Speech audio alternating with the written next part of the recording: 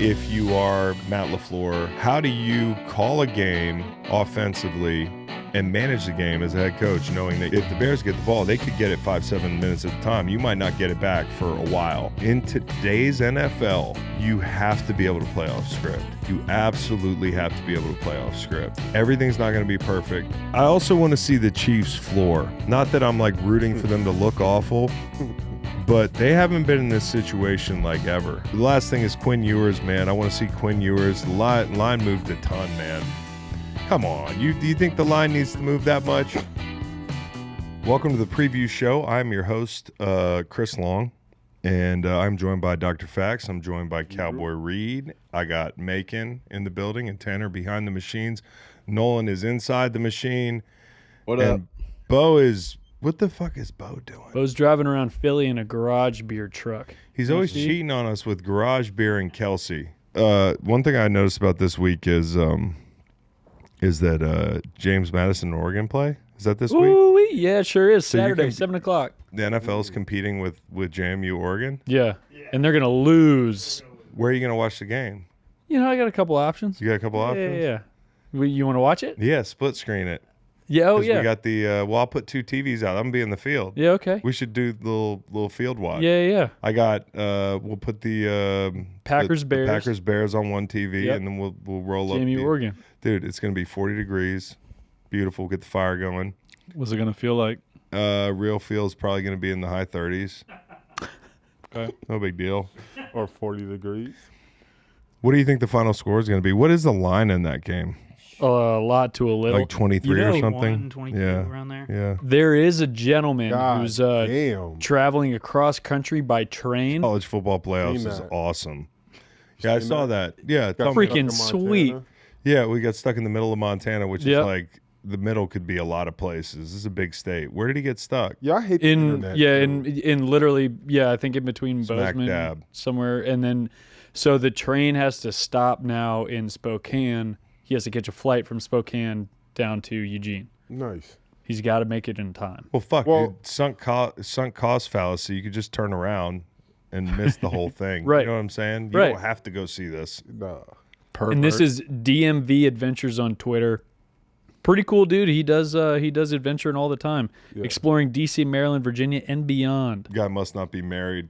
No, Yeah, it seems must like he not goes be. to all the JMU games. Like he travels, like looking at a thing. But Yep. it's funny online just because it's just like the dude is just enjoying himself on the train across, and then like the top comment is just like, "Oh, I'll just take a flight," or you can rent a car and just drive it. Oh, I've noticed that people that comment on things tend to be generally fucking ridiculous, dude, and miss the entire point. yes, A lot of the time, like, no, the point is he's taking a train. exactly. That's why there's content, dude. Exactly. He would, here's my flight to Spokane from DCA, dude. Like, nobody cares. Nobody The cares. train is the hook, you see?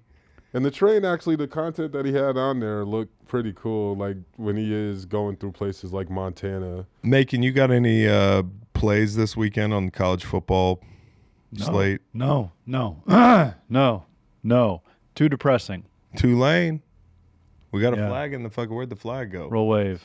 It's back Under there. the green screen. Yeah. It's Got in lost the in the Bermuda Triangle, but Virginia and Maryland play basketball Saturday at 6 p.m. so you don't. You guys want to watch No. Power Conference Home or away? Where is it? Sports, Charlottesville. Charlottesville. A lot of going on. I'll be in the field. Bama, Oklahoma, no lean.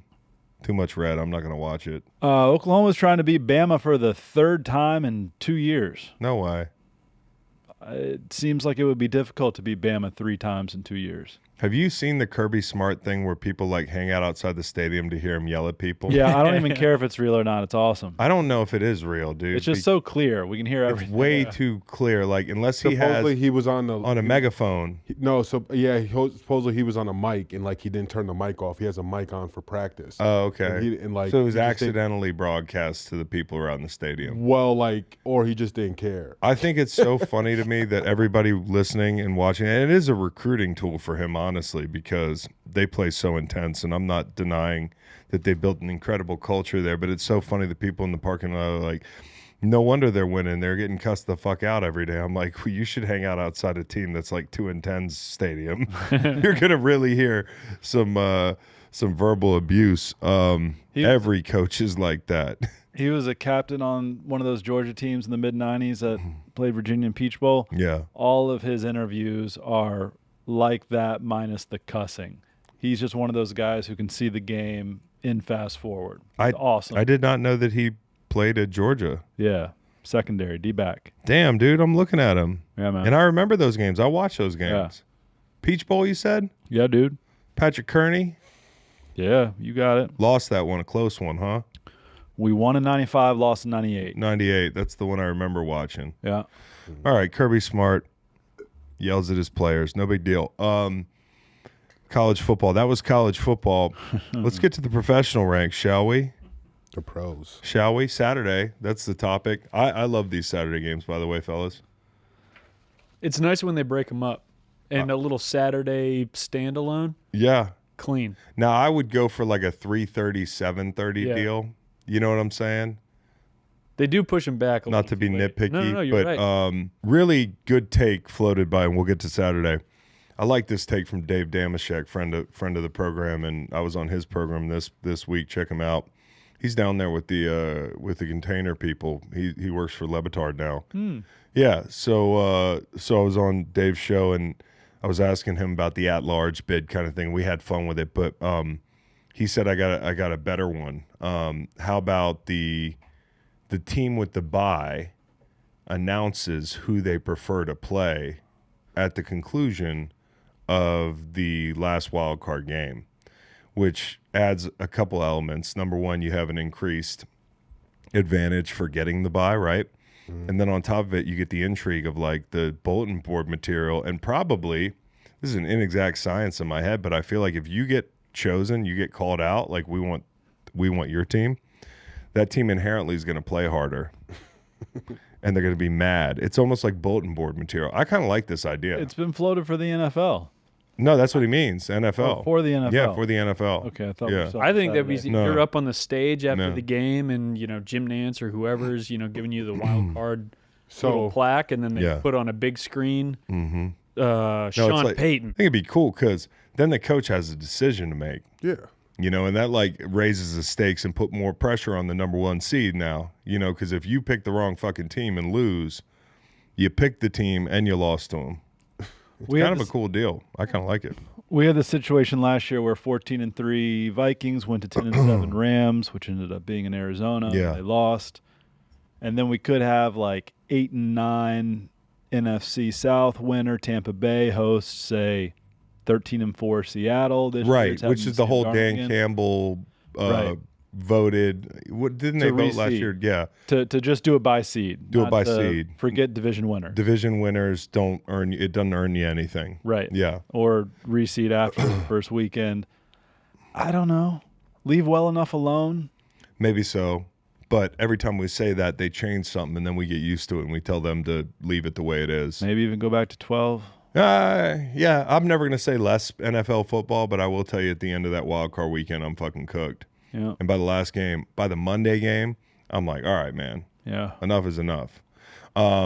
Speaking of football being jammed down our proverbial throats, Nate, Pause. nothing sexual about getting a football jammed down your throat. I mean, I feel like it's almost It's kind of a mean thing. It's You know what I'm saying? He was going to almost pause me. it's almost When has anybody ever been like, put a football down my throat, daddy? wow. on, Yeah, man. like be careful what you say. Really? Probably some chick out there. Really? You probably A regulation NFL football? Get a Probably link not sent to you. probably not The probably Duke? regulation. You think somebody out there is like, yeah, jam the Duke in there. You gotta knock all my teeth out. They're probably jamming in deflated and then inflated. I'm just while it's in wondering. there. I'm questioning the necessity of saying pause after I say, you don't have to. jamming You don't football day. No, I just, You don't have to pause. No, you're right. Let me pause, and we'll get back on track. Eagles Commanders. On the surface, this should be, hey, like last week, Eagles got right, 31 points on the Raiders and that sort of thing. And I talked about it last week. I do think they still have work to do in the passing game. Nothing about last week was like, okay, we're cured. so to speak. I think most Eagles fans, even the most optimistic of them, would tell you that, like, we want to see more. And, while I think Washington is a soft target for the Eagles this week, I do think since Dan Quinn took over, they adjusted some things with their coverages. They had to reshuffle some people. Lattimore leaves, Amos leaves, and they've got some guys who probably aren't perfect for their roles, but I have a feeling he's simplified things a little bit. I think they're playing a little bit less man coverage, and they're asking a little bit less of the guys outside, and the explosive play rate has gone down since he took over. The passing defense has gone from, like, dumpster fire to, like, simmering, pile of garbage, right? And I also, I'm not saying this tongue in cheek. I got a lot of respect for Dan Quinn. I think his teams play hard for him. Like, it's just one of these things where you handicap the end of a season. You say, hey, what do you think the culture is in the building? And I don't think Dan Quinn's on the back end of a long slide of bad football. This is a year where I think most of the guys in the locker room say, hey, we were supposed to be good. Guys got hurt. Quarterback got hurt twice. Everything that could have gone wrong went wrong. We want to be a part of this thing. I think you're going to get a team that's going to play hard. And for the Eagles, I think they will have – I'm not saying it's going to be 7-on-7, but they're going to have opportunities back there. And so for Dan Quinn, the only path forward I see for them, if they want to muddy this game up, is use those two backers and use them as battering rams on early downs, bring pressure on third down, try to confuse Jalen Hurts, play zone coverage, and bank on a couple turnovers. This has been a team that at times has looked awful. Like, the Minnesota game, was it 30-0 or something like that? They get shut out. They let J.J. McCarthy get hot again. And, but it's also a team that played Denver to the wire. And honestly, if it's not for that 2-point conversion call, they might be winning that football game. So you have to respect them. And I think for the Eagles, you want to see that consistency.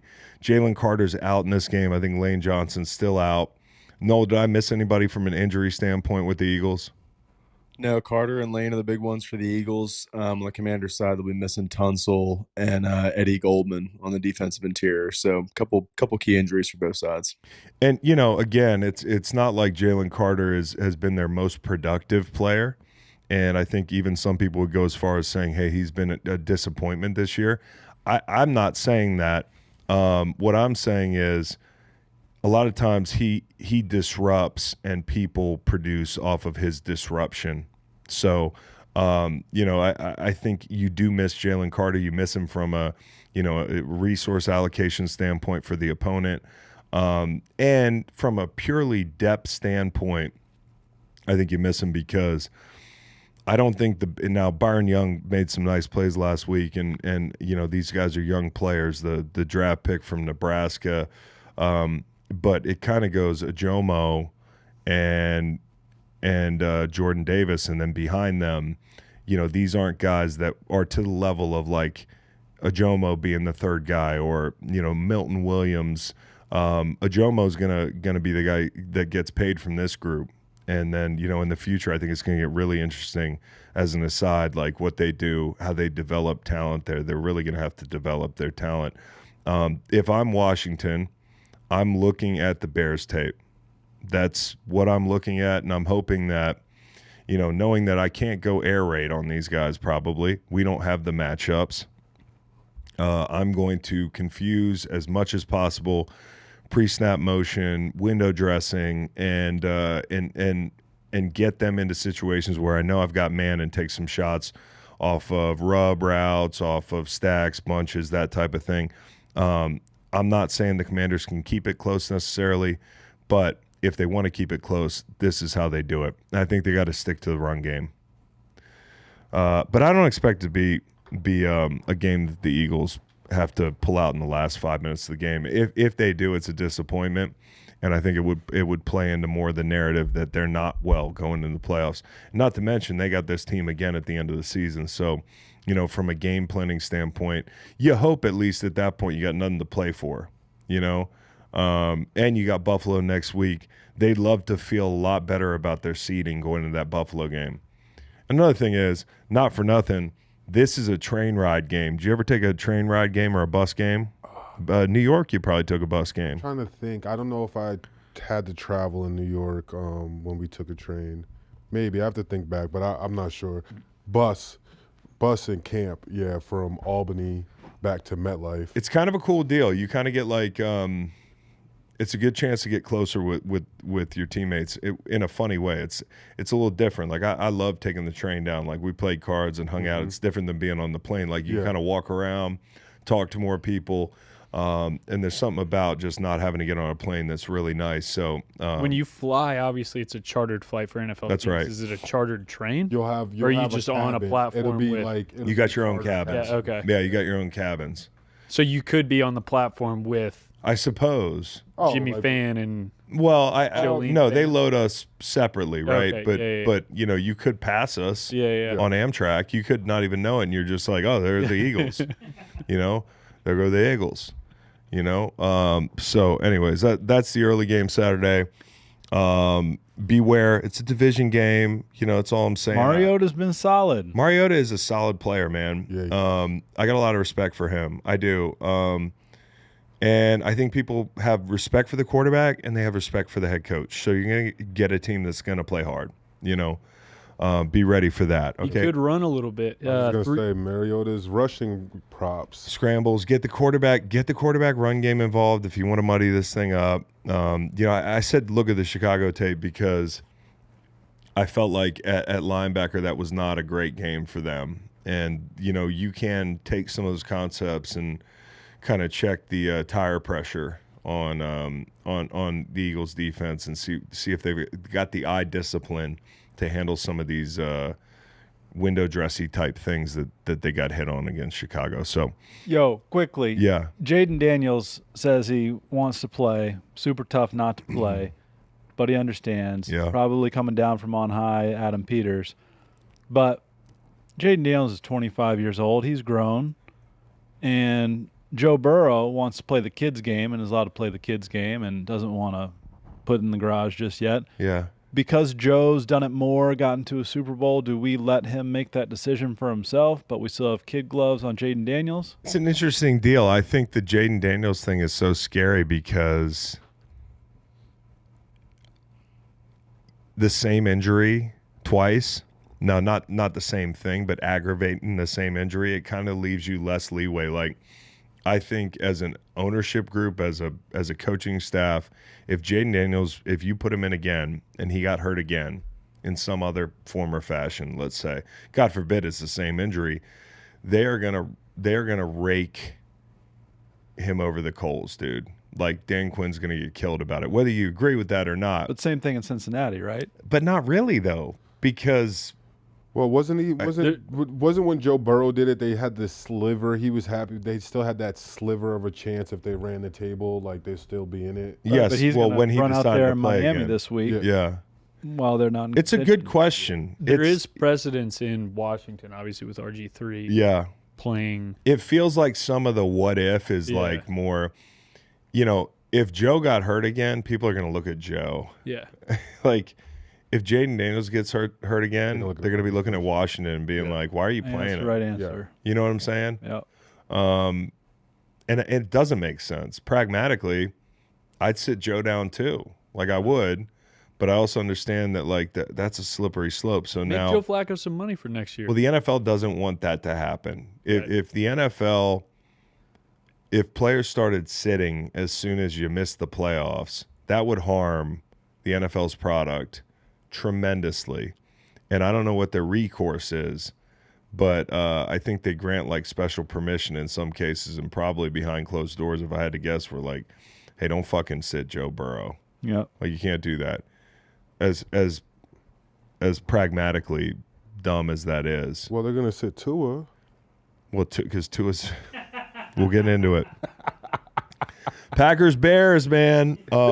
Packers Bears. Dude, I think the number one question in this game is like, how do you, if you are Matt LaFleur, game plan? This is a challenging week for him.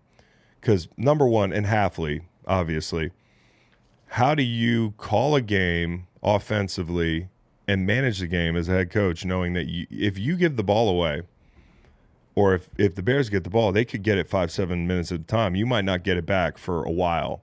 So, like, how do you call the game in a way that offensively and defensively sets you up for success, knowing that could happen? And on top of it, you don't really know what kind of commodity you're working with on defense.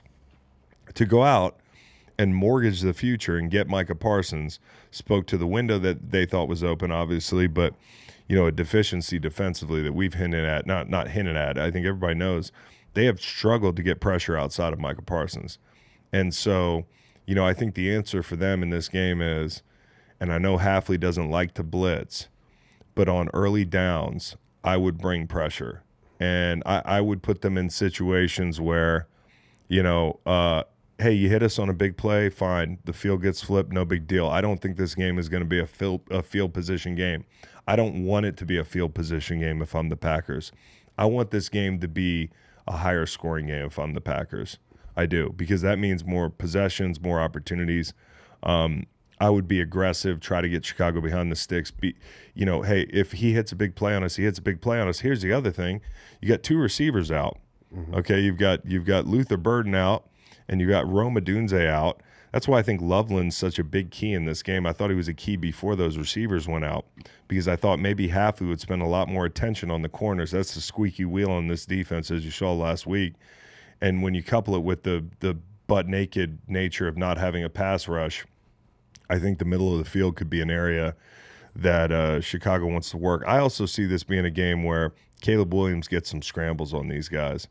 Like you watch a game where Micah Parsons plays in it, yeah, and you see him eat up these angles on the edge. You see quarterback booting out, breaking the pocket, Bo Nix last week. And it's always entertaining to me watching these quarterbacks. They realize, like, fuck, I thought I had the edge, but, like, damn, this dude's like an orc from Lord of the Rings, man. Seriously. He's like a fucking he's like werewolf, man.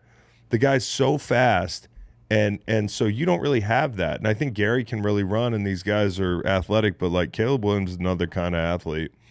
And so I think for them, and I was talking about this earlier, Nate, imagine we're D linemen on this team and you lose Micah, and all week externally what you're hearing is these guys can't get a rush. Okay, and everybody in the building their assholes are puckered, and they're putting pressure on you guys. We need you to get home. Rashawn, this is why we paid you the big bucks. Hey, Enigbare, it's your turn to step up. Lucas Van Ness, this is why you were drafted, right? The guys inside, you got to be physical this week. But I think more than anything, the guys are going to be trying to get home. They're going to be chomping at the bit to get home. And what do you not want to do in a game against Caleb Williams, who not only set the edge. Yeah. You got to keep him in the pocket. You got to keep him in the pocket. Rush together, maybe muddle rush, but it's going to be imperative that someone is setting the edge. And if anything, you're forcing Caleb back inside, because that little reverse scramble pocket thing he does, that little spin bailout. Just like you said, like with Micah, it's okay to have a free rusher like Micah who can cut that angle off. Everyone's not going to be able to cut that angle off, and if you have the right pass play and those defenders with their back turned, Caleb might hit the goalpost on one of those scrambles. And on top of it, like you look back to the Eagles game, sometimes there's edge defenders and people that should be in the run front who are getting eye candied and moved off their spot. And I think for defensive end, if you're playing the Bears, like, don't let the Bears coax you into – it's a bad weekend to be a mad dog in a meat house, man. That's the way I'll put it. Like upfield shoulder, and if you get a down block, I don't need you guessing on boot. I need you playing your keys. So this is a big week for Jeff Halfley. And that's probably going to be the biggest thing. Yeah. Like you said, everyone just trying to overcompensate, or maybe mentally trying to be like, oh, I want to be the person to show everyone, like, hey, like, we can still rush. And within all that, just make sure you trust your keys, you play the way you're supposed to, and make the plays that you're supposed to make when they come, because Caleb is slippery. Like, get him down any way you can. None of this freaking shoulder tackling. Make some tackles. Yeah. And get ready for a good game. I think Evan Williams has to have a big game in the run fits. One of my favorite things about Evan Williams is the way he adds the run fit. And they do a good job of sometimes rotating him down late. So he's got to be big. He's got to be a knife in there.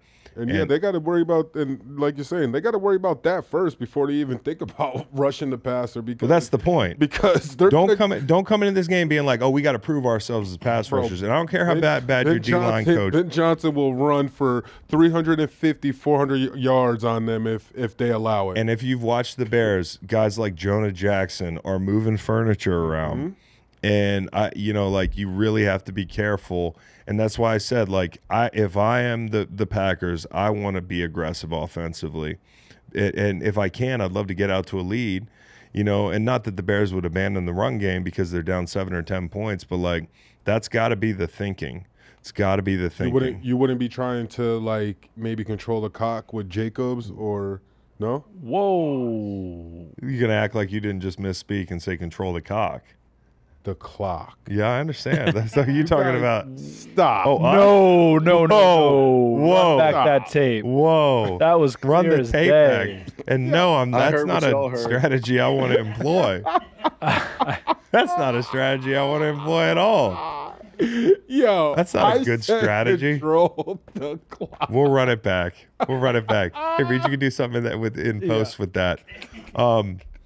But no, I see what you're saying, and maybe I'm wrong. I don't know if Nolan. If you assume that that's what the Bears are gonna do, it's just one of those things. Hey, if y'all gonna try to play that game, maybe we should try to play that game because I think you got to do two things. One quick 3 and out, can have your offense no question, on the bench no for question, 6-7 minutes. But if I'm the Green Bay Packers, I have some advantages. I still think you have advantages outside. And I think Christian Watson playing, you need to lean into who you need to be the rest of the way. And I think who you need to be the rest of the way is you're going to have to win some shootouts. And so, if I'm the Packers, I'm going to be in that mode and say, okay, can you beat us 31-28? I don't know that they feel like the Bears can do that. Yeah. I think they got to feel like if this game goes to 30, it slants our way. Bo Melton, let's go! But I could be seeing it backwards. To me, again, I'm aggressive defensively. I'm not going to let them just move down the field. Yeah. I'm not going to put everything in the red zone. I'm not just going to hey, we're all of a sudden down our best pass rusher and we want to spend more time on the field. Yeah. No. I want the ball on offense and I want to take out big chunks. And another thing is, you got to be able to run the ball. I don't think you're going to be able to just run the ball without making them respect the pass. Yeah. Because I don't think they're the most physical group. They're down Zach Tom, who hurts them in pass pro. And maybe that strengthens the need to run the ball and control the clock. But I think they can get creative enough. Chicago's not the best pass rushing team. They're down there. They're really good. You know what I would like to see? I would like to see that wildcat offense and maybe Malik Willis for 3 or 4 plays that could be fun if you can work it into the game, because just that threat maybe spark something, a big pass play or one of those jump passes in the red zone or something. Maybe not the red zone, don't really need it in the red zone, but just never know. Just mix it up a little bit on offense other than just handing it off to Jacobs. So we'll see, though. Chris, you mentioned Zach Tom being on the injury report. He has not practiced this week. Josh Jacobs has not practiced this week. Still dealing with the knee ankle deal.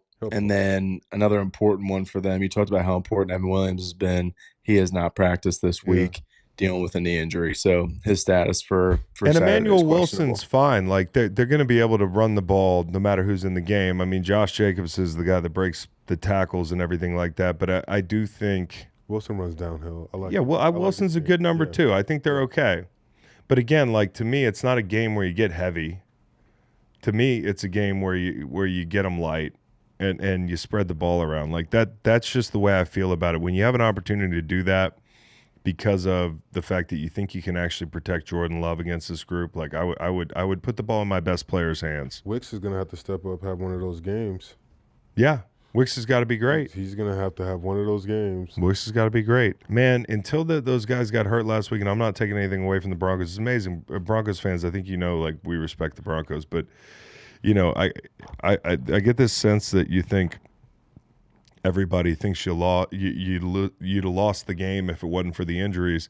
I don't think anybody's saying that. I just think it was a very real deal when Christian Watson left the game and when Micah left the game. Like before that, I thought this team looked incredible, and now I don't have the same outlook. Whether they won that game or not, if those guys were healthy at the end of the game, I'd still think they were a Super Bowl type team. Yeah. I don't feel that way anymore. They got to prove that. And like the shock value, like in the locker room, like honestly, like or hangover of seeing kind of like your main offensive play, one of your main offensive players, and then your main defensive player both be done for the season while you guys are on a Super Bowl run. I just feel like this game is going to kind of show how well like inside like that building that the coaching staff and everything can handle everything this week, because I know this week just having all those questions and guys kind of know like, okay, these guys are done, but every day that's the question asked, like, what are you guys going to do without Micah? Like, what are you going to have to do about you might get a team that feels like they're disrespected, and that's why I kind of like the Packers in this spot. As much I think the Bears are going to be dangerous as fuck, and if I, as an Eagles fan, I'd almost rather see, if I was to see one of these two teams in the playoffs, I'd almost rather see the Packers.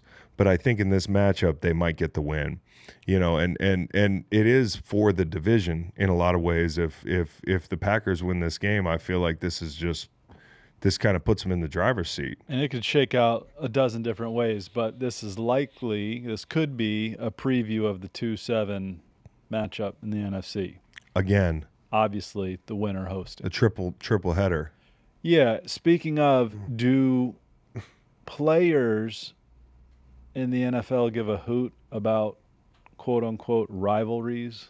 This is Bears Packers, but does anybody care? Yeah. Yeah? Fuck yeah, especially you've been there a while. Yeah. I'll just put it this way. Care, and they're extra uptight, and it's stupid, and it's whatever. Rob Marinelli sat me during the Bears-Packers game, so I like. So I got you just don't like rivalries. You got a rivalry. Rod He's anti-rivalry. Yeah. Yep, I'm anti-rivalry. Well, no, we care about rivalry games. We definitely care. The only one to this Joe fan that looks any different is Steelers Ravens, and maybe just because how old we are, they've both been. No, familiarity breeds contempt. Yeah, and I was like, is that the act? I've never breeds. I know. Yeah. Maybe I misspoke, but yeah, I control the cock. Yo, I did not say 100%. Clear as day. 100%. Clock. 100%. Let's get to Sunday. Sunday, you've got the Bucs and the Panthers. This is maybe the biggest game of the week in a weird way. And Fox put like, I don't know who's on this game, but Fox is not. They don't think very highly of this game, and it's not an indictment on the people on the game. It's just you would think like for the division you'd have the. So Sunday like 1:00 is not a good spot. Or? No, it's two small markets. Okay. You know how that is. Like Jacksonville's a small market. Yeah. Chris Myers, Mark Schlereth, and Jen Hale are on this game. Yeah. We'll Jacksonville. talk about this. I didn't want to reel you into it. Sean Payton today was like talking about Jacksonville and referred to them as Denver a big market. Considered a big It's a market? moderately big market. It's a pretty big market. But hey, everyone. Because of Jokic? No, no, dude.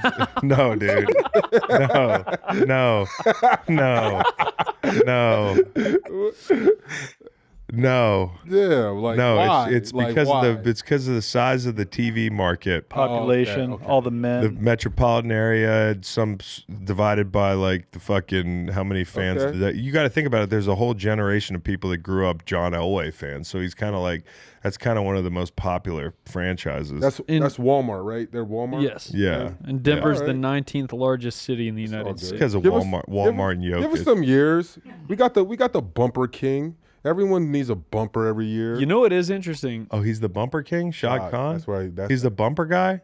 bumpers. Really? Started bumpers with Ford. That's interesting. Mm-hmm.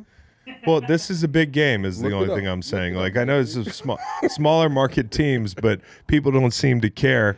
And this is it's not for the division. Like, what would it take for the Panthers to win the division? They'd have to I think they'd have to sweep Tampa Bay. I don't see them beating Seattle. Seattle's going to be playing presumably for either division or seeding. I just don't think that's a great matchup for Carolina, although they did get turnovers and beat the Rams a couple weeks ago. And certainly Seattle can turn the ball over. We know that. But they probably, like, they could sweep Tampa Bay and win the division, but if they split it, obviously you need some help and you have to beat. So the bottom line is Carolina wants to do this thing. There's no better time than now. And, if you are Tampa Bay, I do feel like it's the old adage of, like, this team is pissed off. Both these teams lost games last week, but the one loss was awful. And I think, to frame this in context, it's kind of like it kind of describes, I think, colors in, like, where Carolina is. Carolina's a year ahead. Like, they're not a great football team, and I do think the quarterbacks played them into some really good spots. I don't think, and especially like last week, you look at it, if they can't run the football, it's amazing how different that offense looks. And the quarterback's still making the throws, but just some of the parts just don't work out, and they haven't been a great run-stopping team. They haven't been a great rushing team as of late. And so I think Tampa Bay is just so pissed off because they've been bumping their head on this ceiling that's existed since the Super Bowl, where, like, last year, I remember this, like, when they lost to Washington, it almost felt like at the end of that game there was no real intensity. It wasn't like they were complacent looking. It didn't look like they kind of pissed it away. And that team they lost to went to Detroit and beat the dog shit out of them. And, like the Bucs at their best over the past couple of years have been able to go toe-to-toe with anybody in the NFC.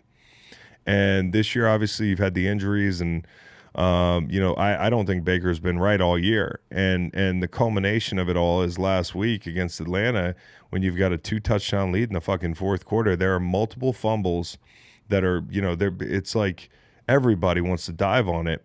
And I still think, and both these teams got jobbed on some calls last week. The Panthers got jobbed on the Ted McMillan catch only because the NFL admitted wrongdoing there. They, like, if Behind closed doors. Yeah, which is how it always goes. But if you'd have told me on the field that, like, hey, listen, it didn't look like a catch, I'd have been like, okay, it's definitely a subjective type thing here. The guy's got one hand on the ball, but somehow he does have a grip strong enough to control the football even after he took his other hand off it. Long story short, they still get a first down the next play, and, point taken. But in that game, every yard mattered because Shuck gets contacted at, like, the 48-yard line or whatever it is, and they're in field goal range. Imagine, somehow you're 10 yards. I mean, the bottom line is they got jobbed on a call. Tampa got jobbed on multiple calls, in my opinion. I didn't love the Kyle Pitts call in the end zone. And more than anything, I never understood the explanation for the tie fumble thing. That to me was like, and they hurried up and, like, went to the next play. It was like sweeping something under the rug. Nolan, was that crazy? That was like the craziest thing ever. I think I texted you. I was like, did they just call that a jump ball? What the fuck was that, dude? I don't know. Yeah, and they rushed right through it because I think they knew they kind of fucked that up. Which is a wild deal. So I think both teams are pissed. They both lost games last week. They both were on the ass end of some calls, although the teams that beat them deserve a lot of credit. Like, Atlanta's got nothing to play for. And, at the end of the game, you got Raheem Morris kissing people on the set. He's so excited. The Saints, their defensive front came to fucking play, man. Those guys, and that's the thing for Carolina. They got their asses kicked up front last week. Plain and simple. And I thought, like, New Orleans decided to gap them out. And I think Carolina sometimes, I think Carolina would be suited in a game like this to say, hey, I want to spread you out a little bit. I want to be pass first a little bit. The middle of the field is going to be open, as it is when you play the Bucs. Their linebacking core, which is getting thinner, and I think Levante David is, like, questionable, but, like, they've got guys out there that just don't, Levante David understands space, but he's running out of time physically. the other guys don't understand space. And, like then you lose McCollum in that game, the corner, and you've got Vildor in the game, and dudes are getting turned around. Atlanta's got some really creative ways to get Kyle Pitts the ball, some really – it looked like difficult releases to sort in zone coverage for these guys. They had a lot of tough reps last week. So I think if I'm Carolina, Tampa Bay, known to be a good run front team, they definitely aren't a great pass rush team. They're going to blitz the fuck out of Bryce. I think both sides are probably going to be blitzing these quarterbacks because respectively, they're 34th and 35th against the blitz. So two quarterbacks that have struggled this year against the blitz. So I think like if you're Carolina – number one, you got to be more physical, and Aquanu might be down, which isn't a great deal, but you got to spread these fucking guys out. Like, I love the looks when you get Levante David on a back or a tight end detached from the core, and I think, like, in a game like last week, Carolina got a little comfortable run first, and, I think a lot of those condensed formations, extra tight ends, New Orleans just sat in there and was like, all right, we'll make this thing a phone booth fight. And I don't think you want to do that this week. I don't. I think you want to take advantage of space against this defense. So you might see some Tommy Tremble action. And I think another thing is interesting is like how much institutional memory does Todd Bowles have with everything going on? Can he remember what buttons to push with Canales? And can Canales remember what buttons to push with Baker Mayfield? I think that's an interesting subplot. But definitely two groups that are inviting the blitz. And the Bucs, man, here's the one thing about them that gives you hope for sticking with the run. Here's the case for sticking with the run. 3 yards, 2 yards, fucking 40 yards. Mike Evans. Okay, no. I'm just Mike Evans but I'm talking about Carolina sticking to the run. Carolina. Okay, Tampa Bay. I looked at this earlier because it feels like they've been getting big runs broke on them, like all year, but more so the last couple weeks. I think they have 8 explosive runs they've given up the last 2 weeks. New Orleans hit them on a couple of quarterback keepers with Shuck. Bryce can hurt you with his legs, like maybe a motion. I saw New Orleans motion a wide receiver in late. It was empty, and all of a sudden you got a read option look, and guys are just, they don't know what's going on. They don't know how to fit it up. I'm looking at Tampa's support players sometimes struggling to fit things up. Like, I think quarterback run's going to be a thing, but more than anything, the explosives can be had against this group. I texted Nolan earlier, and I said, hey, can you run me some numbers and find out?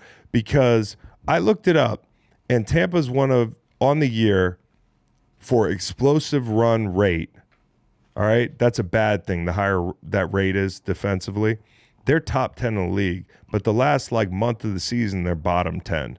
Okay, so they've been giving up some big chunks. And beyond that, I just feel like every time I see them give up an explosive, it's like a fucking meltdown kind of thing. Like explosive run, more than 10 yards. When you go on and sort those runs, it doesn't really tell you when you look at rate, a team has a bunch of 12-yard runs they've given up. Well, Tampa's got a bunch of fucking 40 and 50-yard runs they've given up. And so the stats came out like this. It went and I thought this was really interesting. Yards per carry allowed on explosive runs. Bucs defense ranks 32nd in the league at 22.5 yards. League average 16. So my eyes don't deceive me. That when they give up chunks, it's like when they shit their pants, they shit their pants all the way, dude. Nice. It's like the Jordan Love interceptions. It doesn't happen that much, but when it happens, it's like, oh my God. Mm-hmm. It's the same thing with explosives with these guys. So Carolina can go the distance, big plays, man. Rico can break a couple. Is my guy JPP going to be up this week? I don't know. I wonder how much he'll help in the run game and the pass game for them. He's got to help because I think the corner loss in McCollum's huge, especially when you consider Carolina's kind of gained a guy outside in Coker. This Coker guy's coming on. Yep.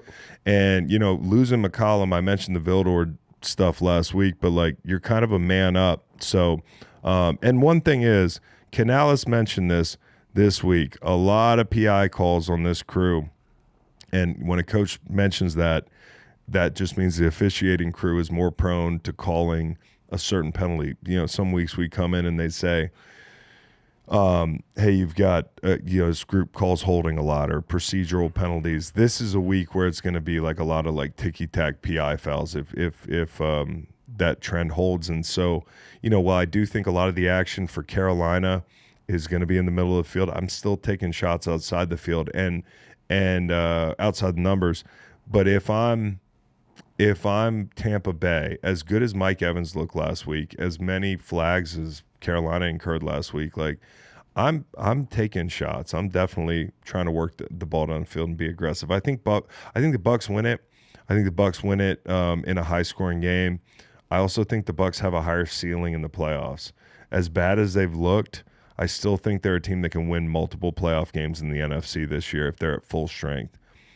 Now, they can't play like they played last January. They played like dog shit in that spot. 62 and sunny in Charlotte on Sunday. Good weather, a lot of scoring.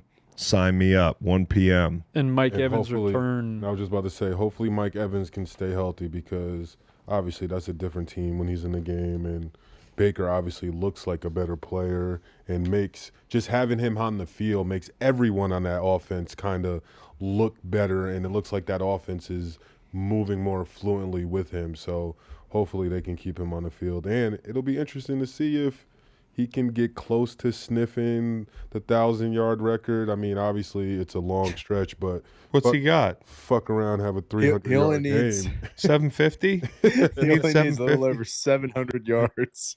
I mean, Three games. he just had 2 something, right? Yeah, you're going to want to have like 300 this week. That's what I was about to say. Yeah, if you get like 300 this year. Yard He had game. 132 last week. I But thought to he your, had 200 something. to your point about opening up the offense, Chris Godwin Close. Jr. was operating out of the slot where he does the most damage. And last week, Baker Mayfield, with Mike Evans' return, completed more passes of 15 or more yards downfield, 6, than he had in the previous 6 games combined when he was without Mike Evans. No, it does. It's a different. They look different. As bad as they looked last week, I felt good about their off. Like They were up 28-14. I'm like, and Baker after the game's like, hey, it's on me. We got to score more than 28 points. Like I'm like, yeah, I know what you mean, bro. Yeah. I know what you mean. Like it's 3rd and 28, and I would have took that penalty. I agreed with them taking that penalty and backing them up because any logical defensive head coach is going to say, yeah, fucking move them back. If you got 18 yards to go, one chunk, and we're playing for our lives on 4th down or whatever it is. So I'm a big proponent. 28? Yeah, I'm a proponent of moving them back. That was terrible. That was terrible. That was a terrible deal. Oh, man. All right, so the biggest game of the week, Jags Broncos. Small market, big market, Nate. Small market, big market. What's up with Sean? He wasn't taking a shot. Everything's not a shot at the It Jags. was a It's not a compliment shot, that but, everyone like, was like, wow. Was it a compliment? Like, I think so. Knowing my head coach, compliment. You're hey, welcome. You know what, though? It's all good because, we have a coach that'll match that energy. And Liam Cohen, after we get the win, I'm sure he has something in his back pocket to go right back at Sean. So he better have his best Yeah, play. You think after the Hank game breath. he's going to Why? skip the handshake line because he came at the size of their market? Nah. Market envy? Market. Do you have market envy? No. Kind of seems like you have market envy. No, What's your well- read on the football game? I think Trevor Lawrence is going again. He's going to put the league on notice that We're already on notice, bro. You can't everyone's re-put not. us on notice. I'm already on notice. Well, everyone's still not. Everyone's still trying to make Good. excuses. As long as you know I'm on notice. They're trying to make excuses to not say that Trevor is a great quarterback. He's turned it around these last 8 games or so.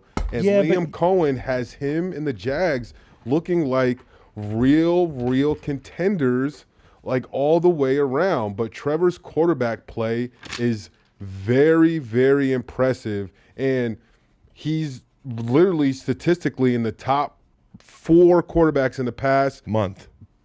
whatever it is. Yeah, no, it's good. It's a good month. And it's something where I feel like he is peaking at the right time that you will want your quarterback to be doing what he's doing. Yeah.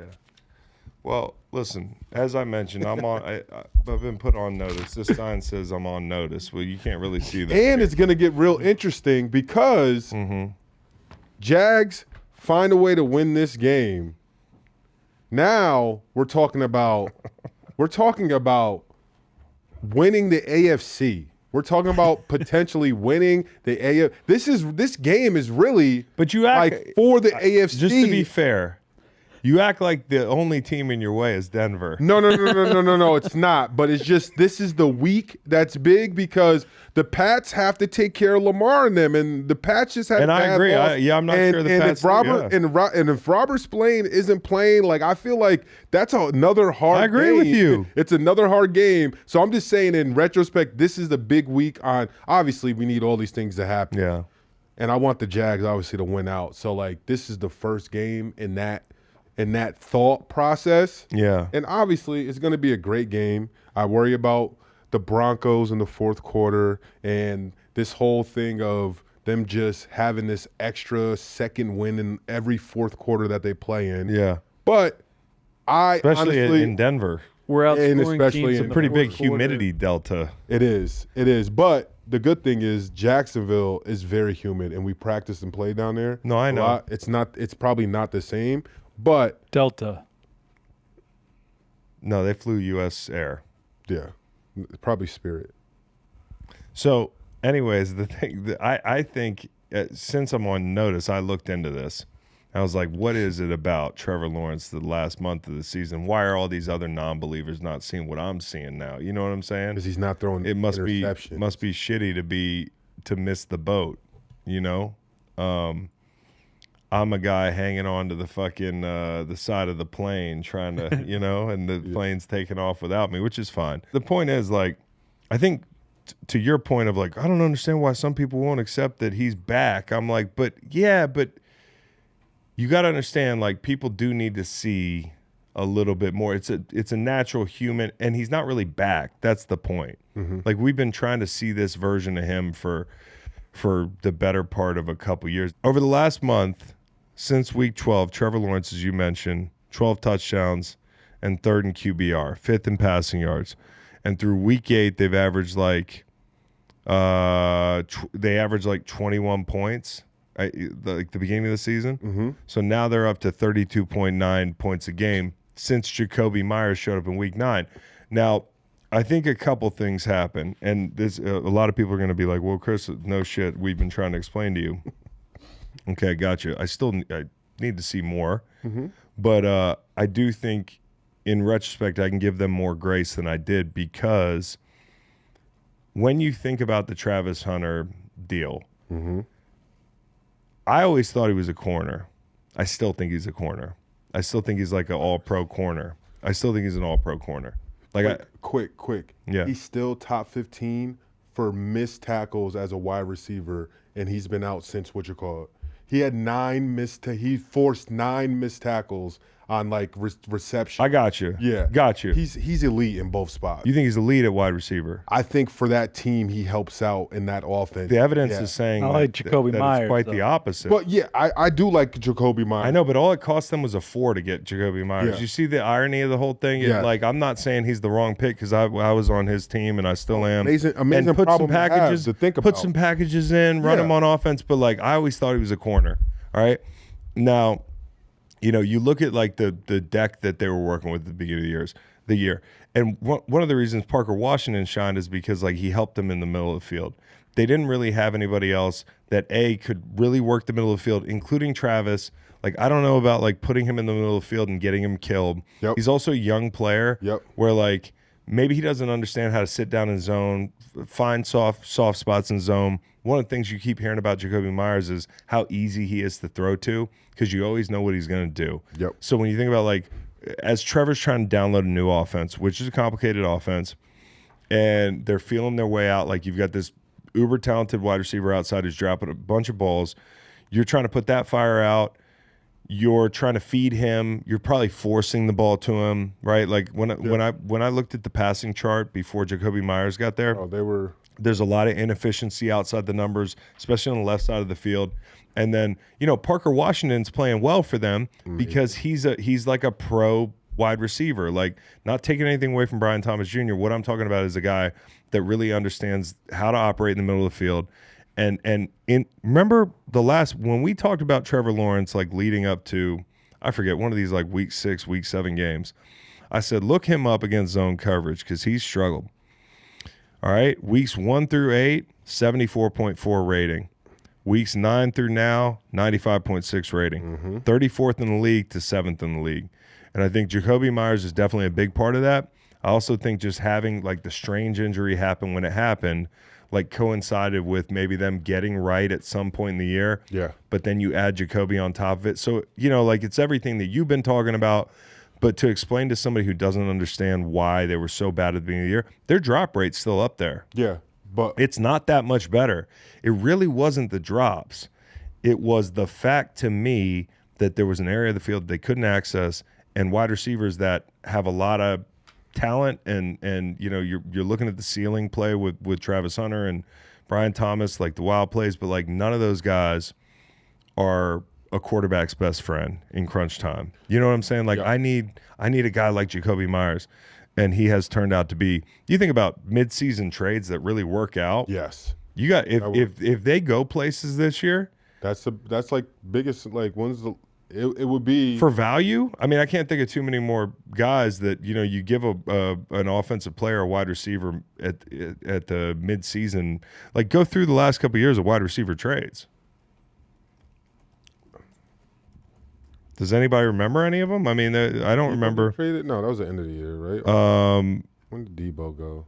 No, Debo wasn't. That was for you. Amari Cooper. So you got Jets acquired Devontae Adams, didn't work out. Bills getting Amari Cooper. He didn't really produce there. He just helped them. I mean, but he didn't produce a ton. Chiefs adding DeAndre Hopkins, that helped. Steelers landing Mike Williams. Like, that's 24. Like Jerry Jeudy, Jonathan Mingo. Zeros. Yeah, the Mingo. Stephon Diggs when he was traded. Remember, we wanted Detroit to make a big splash, and they got Donovan Peoples-Jones. It's just like these wide receiver trades don't always work out. And, like, to think about Gladstone and them IDing him and saying, like, hey, he's the key. Yeah. That's a good deal there. So and also what I think is, even though we are still one of the most penalized teams, the most penalized team. Guess who's second? Broncos. Going to be a lot of laundry on the field. I just feel like got his flag. Look at him. I just feel like shit. He's got props. These last games, like, we're not getting like these penalties at the same costly times, whereas like where you were earlier in the field or in the year. In the year, also going against Brady Cook and Riley Leonard, and this is and Trevor's not playing against those guys, right? He's not. But it is worth pointing out from a team standpoint. The last month, these are the quarterbacks. You got Jacoby, Cam Ward, DJ's backup for most of that game, although I think you win that game anyways the way it was looking. And Tyrod Taylor, Brady Cook. Sorry, it was Brady Cook. No disrespect to any of them, but, like, as a team, like, this is going to be a big test because Bo Nix these are the two hottest quarterbacks in the NFL right now. And I'm not talking about, like, Macon scale. I'm talking about, like, they're trendy. And so I think there's that. Like, you want to – and then the other thing is this. Denver is – when you think of a team that you get pressure with 4, who do you think of? You think of the Denver Broncos, right? You think of the Denver Broncos. And when they've played top 10 rush teams, guys that Houston twice, Kansas City, which Kansas City they're counting, I think, sim pressures in there, but they were up there in the 4-man rush pressure rate, right? LA, obviously, a really good front, and Denver. Now this week. Prior, Trevor hasn't had his best games against the Chargers as well. Trevor just hadn't had his most efficient, best games. This is going to be a big test this weekend to see, like, hey, is what happened over the last month real? Yep. And he's out to prove it. And like you said, there's critics or people like me who are like, I can call it what it is, which is he's playing great ball and making me look stupid right now, which I got no problem with. But he's still got to finish the year right. Absolutely. And in these big spots, you need to get a win against a team like the Broncos on the road. That go a long way. If you win this game, Big time. Man, that's what I'm saying. Everybody's going to be on. No, I know. It's going to make people have to go back Yeah. and be like, hey, you know what? Let me watch this. Let me watch these last 8 games that he's played up into this point and see like what I've been missing or if this is just a fluke. Because everyone's thing is, even watching the last couple of games, like my sentiment hearing other people talk. Obviously, I'm a Jags fan. I watch a lot of Jags games. It's just like, people are saying, like, do they believe it? And I heard one creator say this, and, like, it was probably the best analogy. And it was just like, hey, if you take the Jags team, like, right now, and you put them in black and purple as the Ravens, like, as a whole, if you put those players, would you respect that team more? If you cut Trevor's hair and he yeah, like just what if you put that the franchise, and maybe that is the reason why, because it is a small like, oh, that's market. not Lamar Jackson. Because it is a small market. And no, I know he's played outplayed Lamar this year. Yeah, like he's outplayed a lot of no, quarterbacks. but you have to understand, like, we're human beings. Yeah, for sure. And when you see a certain guy be this guy one year, this guy, yes, you can't help. People want to see it proved in December and January, and he's got a great chance to do that. They have a great chance to do that. And the quarterbacks aren't the only fucking ones playing in the game. So this is going to be, I think the run game for both teams is going to be a focal point. I think for Denver, respectfully, the one area that I'm like, man, I really like my personnel is interior offensive line against y'all's interior defensive line. Now, you guys are a really good run front in general, and you can get pressure on the quarterback. This is a really good offensive line. So I think the run game is going to be big for both teams. And I think the middle of the field for Trevor. You know, if you want to work against the Denver Broncos, you know this, MOF, man. And especially with Brandon Jones getting hurt, I think this could be a big strange game. I also think Dre Greenlaw, who was great last week in coverage, that was a circus catch in the end zone. Circus catch and throw. I think Greenlaw on these backs out of the, your guys, ETN and Tootin and those guys, these are big matchups in this game. So I think Basham might be hurt. And both these big athletic SOBs at quarterback, who's going to hurt the other group with their legs in key spots? And what I like, too, is we had a little change a few weeks ago where Trevor now, he wears a wristband, and I think that has a lot to do with his success also, and the fact that the Jags aren't snapping the ball with 2 seconds to go. Trevor doesn't look rushed. Like at the beginning of the season, I felt like they had so many like delay game penalties and plays not going right because he's sending guys in motion with 3 seconds to go, and then they're not getting set, illegal formation, things like that. And I don't know, I think now the communication from the sideline to the mic to him looking at the wristband, they've worked it out. And I don't know how big of a difference that's helping everything out, but just optics-wise, seeing since they changed that, it's been looking more fluent on offense and pre-snap for them. So here's something in your favor, Cowboy. As good as Bo Nix looked last week, he was playing Halfley, right? And who taught Campanile how to call defenses? Mr. Halfley. Mr. Halfley. So I think this is going to be an interesting deal because they are similar schemes. And, again, the four-man rush kind of thing. Like, it felt – who I think – and this is no disrespect. I think – y'all will take it as disrespect down in Florida. It's okay. I think of you as like you got some similarities to last year's Broncos team. That's hate. No, it's not. It's not. It's not. Because I think the Broncos ran into a buzzsaw last year in the playoffs. They ran into Josh Allen. Okay? But I think with the quarterback – you wish you had Josh Allen. Do you think Trevor Lawrence is a better quarterback than Josh Allen? Check the stats this year. Yo. All right. Okay. Damn, I'm going to drug test the people at this. Just check the stats this year, man. That's all I'm saying. And, they match up pretty well. Was Josh Allen a mere 6'5" little guy? Trevor's 6'6"? Beautiful long blonde hair. We match up. We match up in every category. I know, bro. but in the spirit of I haven't even finished my the point I was gonna make. You just didn't like the point, so you railroaded it. But the point is, you guys are like last year's Denver team, a quarterback who everybody wanted. The fan of the team wants everybody else in America to he's been good for a month.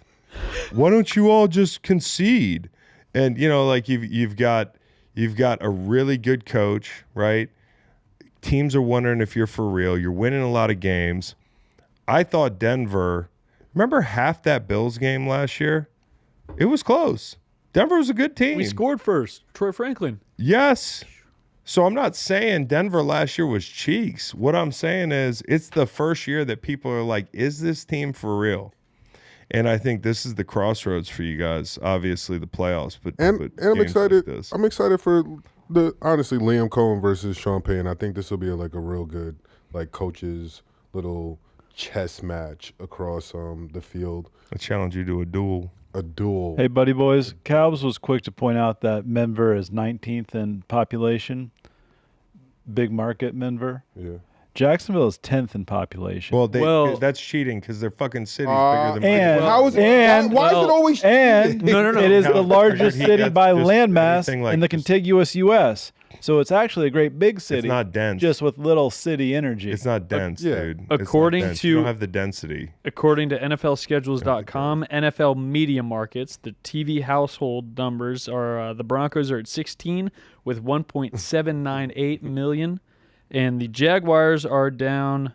Jacksonville is down at 43 with 757,000. 43. Out of 32 43 out of. Oh, look at that! It's fake news. markets. Yeah, there are- markets. Oh man. No. He's talking. Oh, no. about, yeah. City media markets. They only list the 32, but they in between there's other cities that don't have NFL teams. Like which ones? Well, they only have the cities that are NFL Like teams Richmond, in there. Virginia. So Jacksonville's a smaller market than Richmond. Yeah, who's ahead of Jacksonville? that Head of doesn't have Jacksonville is NFL Las Vegas, They have a 834,000. Hey, we gonna do this live stream? We have to. We possibly could. Possibly Pick one- can. pick one that No, have a I'm team. doing this. I'm calling a meeting. This is your coach is saying, "Hey, we got a meeting Sunday at my house, dude."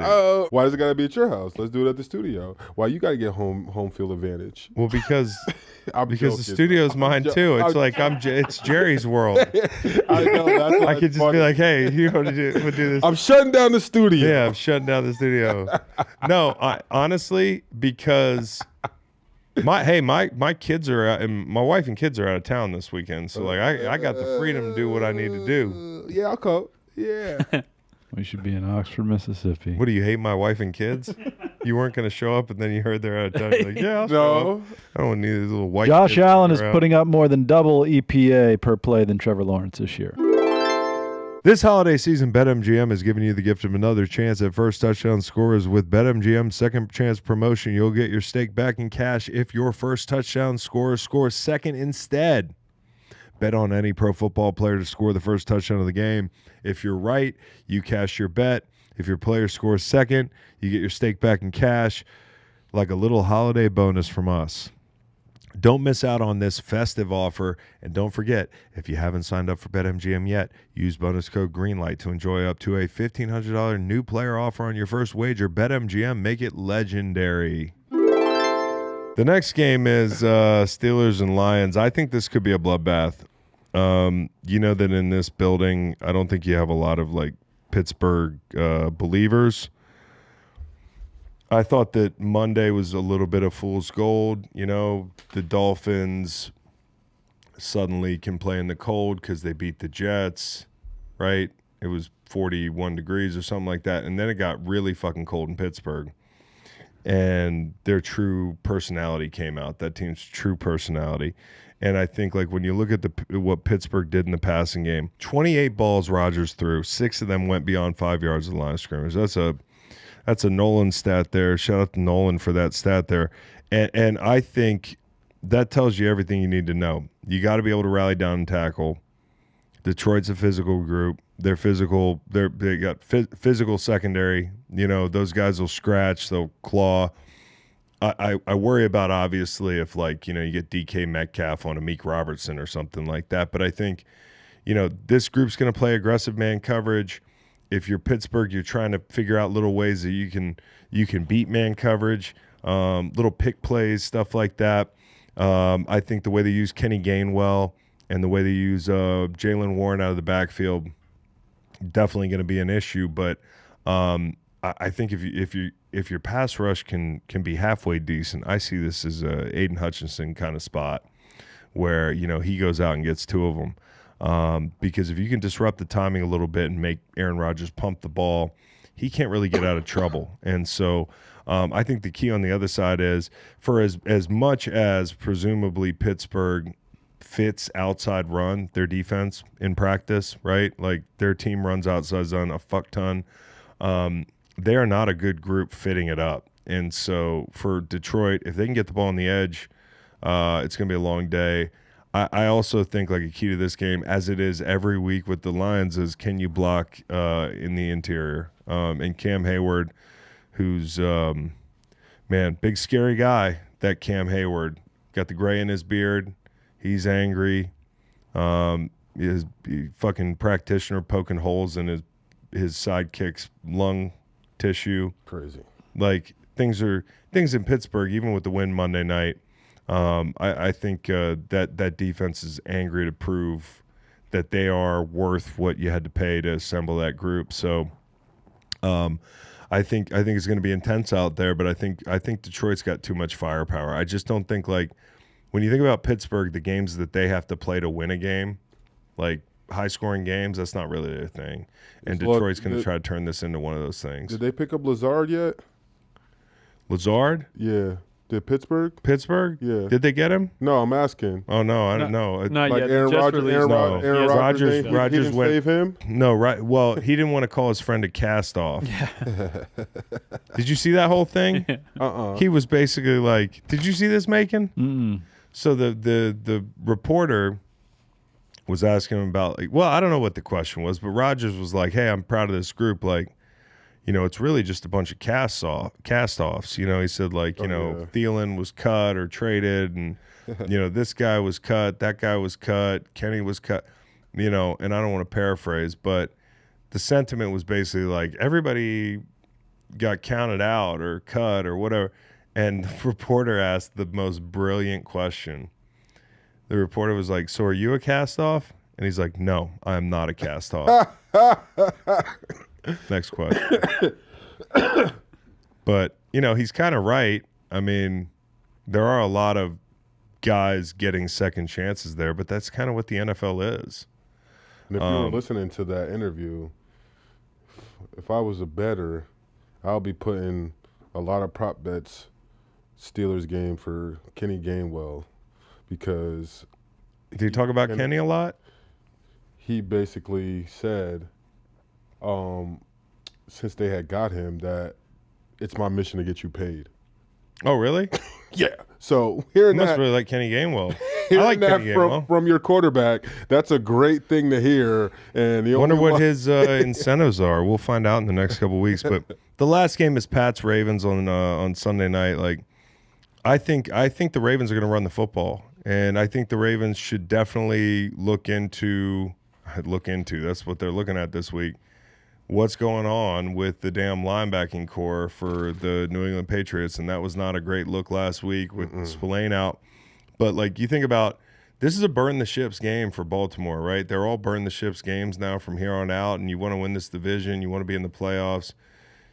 You got to run your quarterback.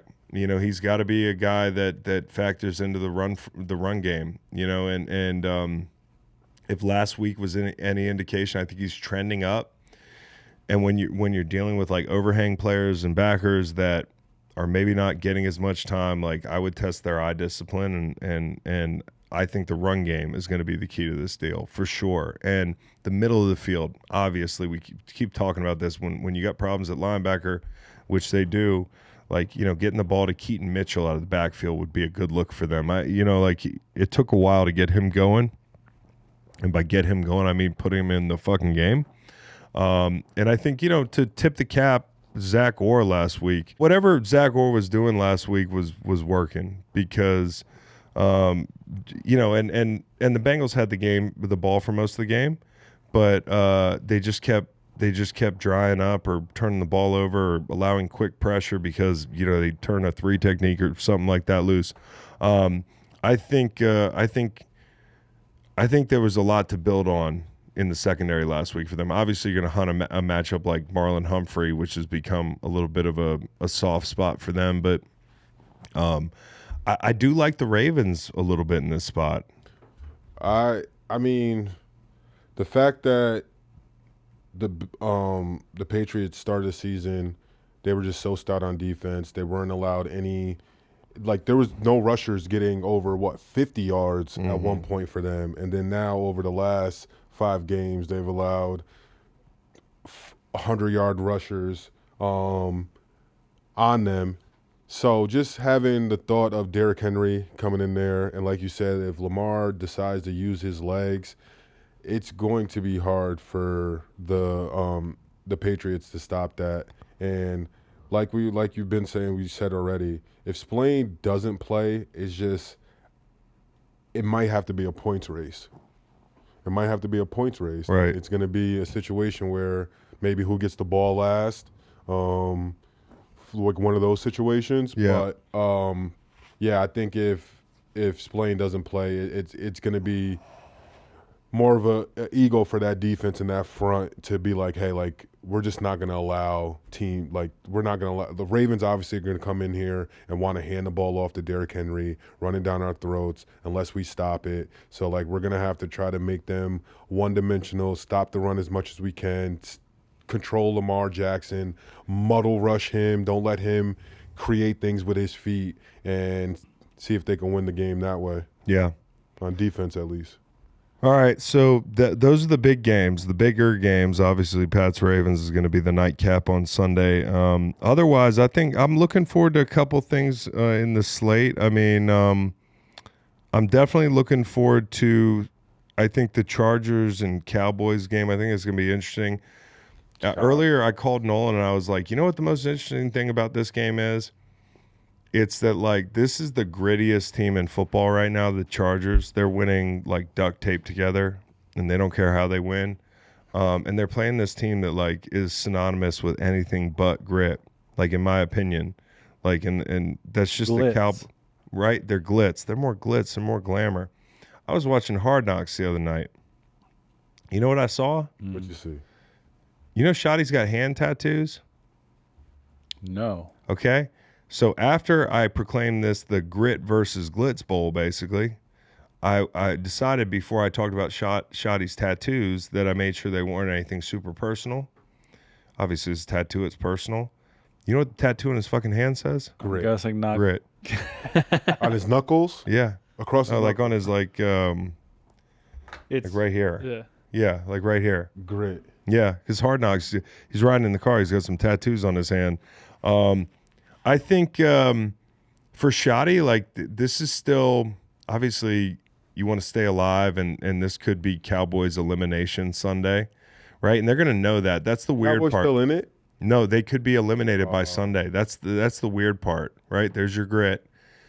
But I want to see how George Pickens plays. I want to see how the Cowboys play if they're eliminated, because like this is a culture spot for Shotty. Like Shotty wants to be the guy there.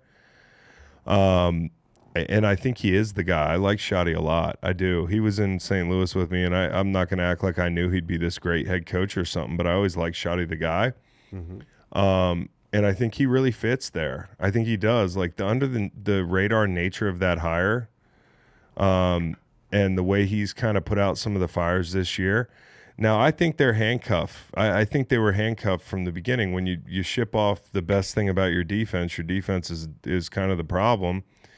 You know, it makes sense why now, like, Eberflus is kind of getting thrown under the bus in interviews with Jerry Jones, and sounds like nothing's guaranteed for him. But, like, the part of that's really tough is you kind of tied his hands behind his back, you know, and you also lost Trayvon Diggs to an off-the-field injury this year.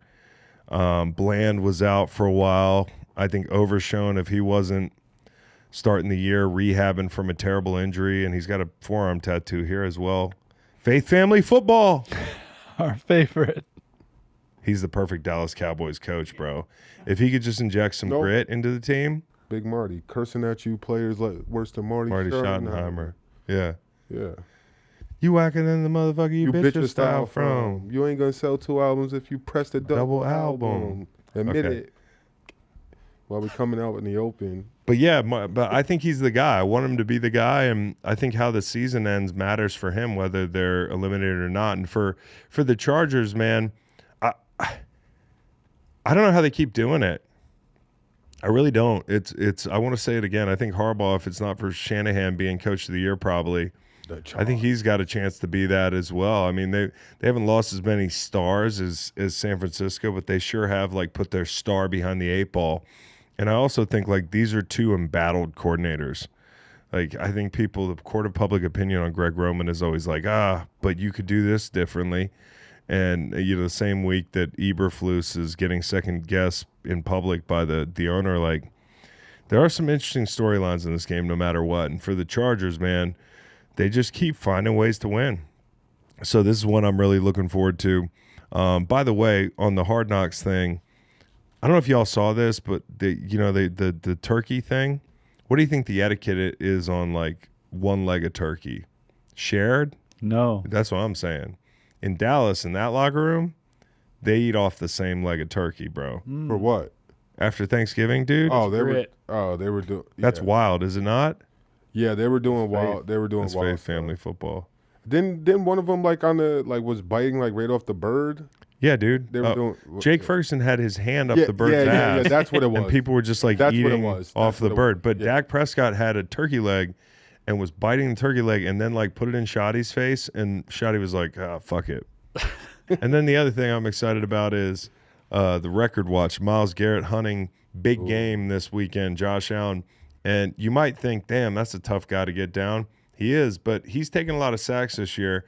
And as a D lineman, I can tell you, if you give me a choice between facing like a behemoth like Josh Allen, who's going to hold on to the ball, and a guy that's going to get out the ball out quick, the time. I'll take Josh. It's kind of like going back and playing, like I didn't really play Ben Roethlisberger. I only played in one game, and ironically, he got the ball out fucking quick against us. But like, you always heard this legend of Ben Roethlisberger that he was nearly impossible to sack. Like he was like Paul Bunyan. But he would hold the fucking ball forever and give you opportunities, and that's all we want as D linemen. So I think Myles probably feels like, hey, I can go get it this weekend. He's faced the Bills twice in his career, come away with 1 sack over those 2 games. Josh Allen started both games. And listen, Josh might come into this game, and I think they're going to be. I think they're going to beat him up. I think they're going to run the ball. The thing I worry about with the Bills is like in some of these spots at home. Look back. There are games where Cleveland beats or plays with better opponents at home. The Packers would be one of those examples. You worry about that spot, but I do feel like with the way the Browns have gotten the ball run on them lately, I think the Bills are going to be able to run the football. And I think they're just in a good groove, man. And again, you know how I feel about Shedeur. I think he needs time, dude. And so, again, it's different playing a team that's out of it like Tennessee, which wasn't a perfect deal no matter how people tried to paint it. Playing last week, playing the Bears, they're in it. They're trying to win games. Same thing with the Buffalo Bills. As bad as their defense can look at times, I think for them it's all about shutting down Judkins. You got to shut down Judkins. And you got to get somebody on the damn tight end. He can play. Fannin can play. I was about to say, is this a game where when you're a Browns and you kind of have like nothing to lose, is it just like you're never punting, just going for it? Just say like, coach has something to lose. I think ultimately, yeah. And we don't know, like, it's kind of like Mike McDaniel playing Quinn Ewers, and that's the next thing I want to talk about in a second. But like, he probably has some assurance if he's just gonna like. Does Quinn Ewers give you a better chance to win? I don't know yet. Yeah, and maybe he knows the answer to that, but like, you might be able to glean that like maybe he feels like he has a job next year, because I don't know. It's kind of like a step out into the abyss. Like, you don't know what's going to happen. And if you're fighting for your job, like the devil, even if the devil is the most frustrating quarterback on the face of the planet, might be better off. Now, the other thing I want to see is in this, well, it's not in this game, is This was I saw this today. According to Josina Anderson. Josina. Yeah. Bill has upper-level personnel still fond of him in Cleveland. Bill Belichick. I love it. Like, why wouldn't you? Like, if you're Cleveland, all options are on the table for you. For right? sure. But, like, I think there's a lot of teams that have written probably Bill off due to his age, due to especially what's happened this year. Wait, I'd still hire Bill in a fucking heartbeat. How old? I mean, is him and Pete? How far is him and Pete Carroll? I think Pete Carroll's older. I think Bill I don't know might be. if Pete Carroll's the greatest example. No. He's absolutely not. But I'm just saying. But he's we're taking a youthful. chance. He's youthful though. Pete's age isn't an issue. I think Belichick might be older. Pete's 74, Bill's 73. Okay, they're the same age. Look at that. So, I mean, it's not out of the question. I just, like, personally, because I love Bill, I want to see this. 73? This is like season 5 of The Wire. I was saying, it's like season 5 of The Wire. It's the weirdest season where he's like, remember when Jimmy McNulty's running around and, like, they totally switched the plot up? And it's a media subplot. I feel like watching him coach at UNC is season 5 of The Wire, and I want it to end. And I want somebody to give this man a headset and get him back in the NFL because I still think he can fucking coach. So how many hours do you think an NFL coach puts in, like, during the week, during the season? Like 55? Hold on. 60? Monday through Friday? How about take one day? How about take the time he's off? He's off 5 to 6 hours a day. So It's over 100. Yeah. You're talking about hours in a week they're It's working? easily over Yeah. 100. The only time they're off is when they're sleeping. So when you're 70, you want to be putting 100 hours of work in a week? Bro, I don't think he wants to do anything else.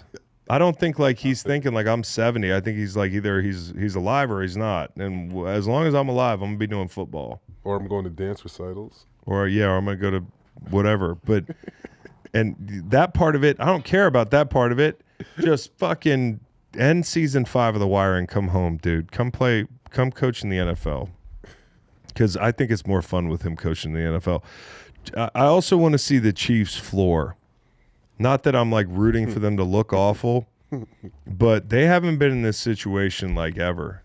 You think about a lot of the guys on that roster have never been in this situation. There are guys that were on other teams, right? Love it. But those guys have never been in this situation where you got to really get it out of the mud, Embrace the change. and show up and say, this football game means something because it's a football game. The irony of And not because we're trying to do X, Y, or Z. Like, we have to show up and play and nothing matters. And so I'm really interested to see what they look like. And I don't know. And honestly, I'm not saying Andy Reid's on the fucking hot seat or anything like that, but I want to see what Gardner Minshew looks like running this offense because I have seen him look competent before. And as I don't think the Chiefs' offensive,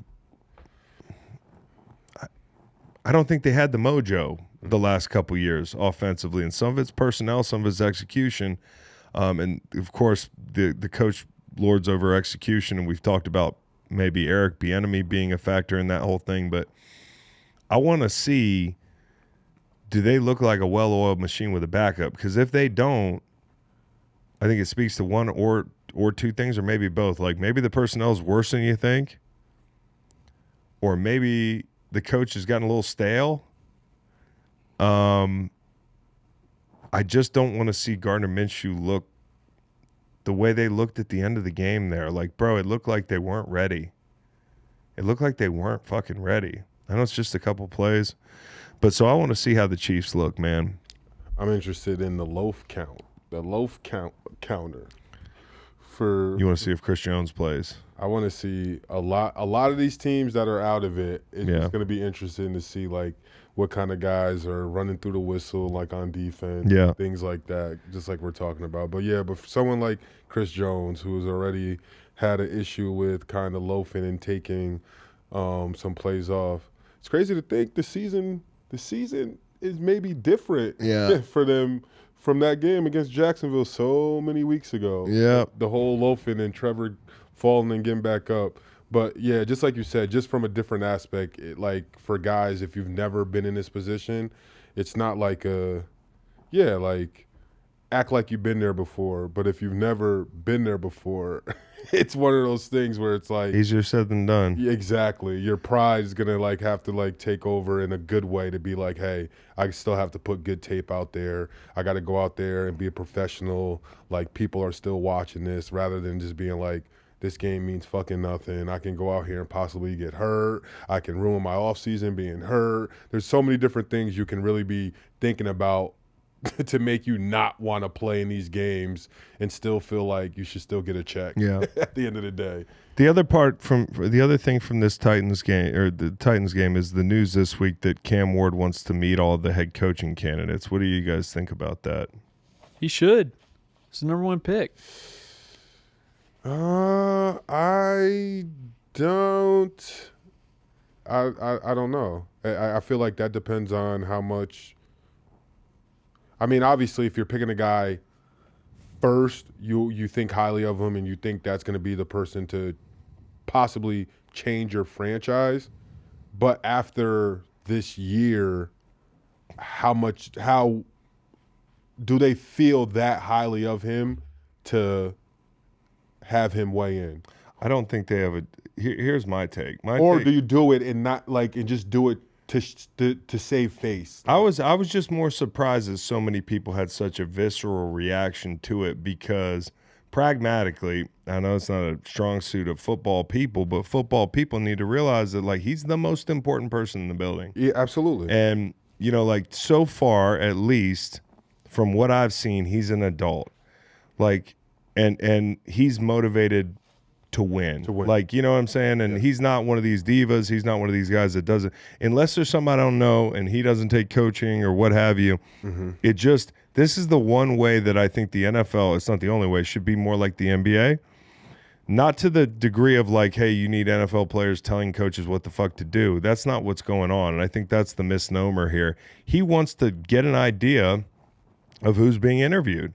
And he wants to see if there's synergy because chemistry varies from, quarterback coach duos to coach GM duos. I guess, the GM and the coach shouldn't meet. I know the GM's the one picking the head coach, but like the GM wants to meet the head coach. So who's going to work with it? If it's an offensive head coach, if it's a head coach, you want to work with your leader. You want to work with the future of the franchise. And to be honest, like that person that's being hired, they're not going to be there long if it doesn't work out with that. So it's in the best interest of the program that they do at least chop it up. And so like that's why I thought like people reacting to that like who the fuck does he think he is? Yeah. I'll tell you who he thinks he is. And he's right. He's the most important person in the fucking building. And so he should want to meet. And I do think this is where the NFL people. So he should want to meet, but yes. if you're, would you allow it? Absolutely. So devil's advocate. Yeah. So my thing is just thinking like, what happens when he falls in love with a candidate that maybe the organization is not in love with? The pretense of these meetings is ultimately the GM and the owner are making the decision. Cam, we're going to take your input. Yes. We're going to talk to you about like what you thought, who you hit it off with, but ultimately, just like a play call comes in the fucking huddle, and we don't expect you to change the play every play, right? Like there are things that are outside of your control. You don't dictate the game plan in a given week. You're a first-year fucking quarterback, but I think the NFL and football people in general are way too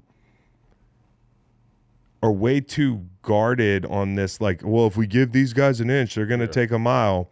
Like, treat us like we're not fucking adults.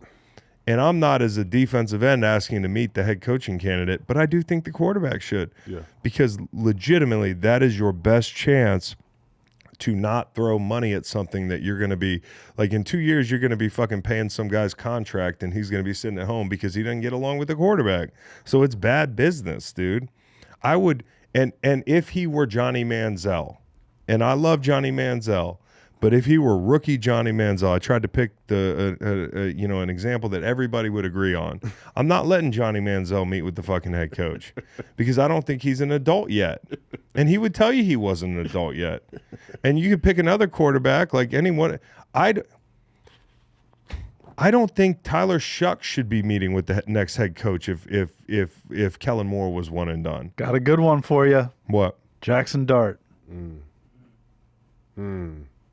Probably. Why not? Yeah, why not? He's your first round pick. You're kind of married to your first round pick quarterback for a certain amount of time. And I know Shuck's a second round quarterback. Hey, Coach, are you going to still let me run the ball and take big hits?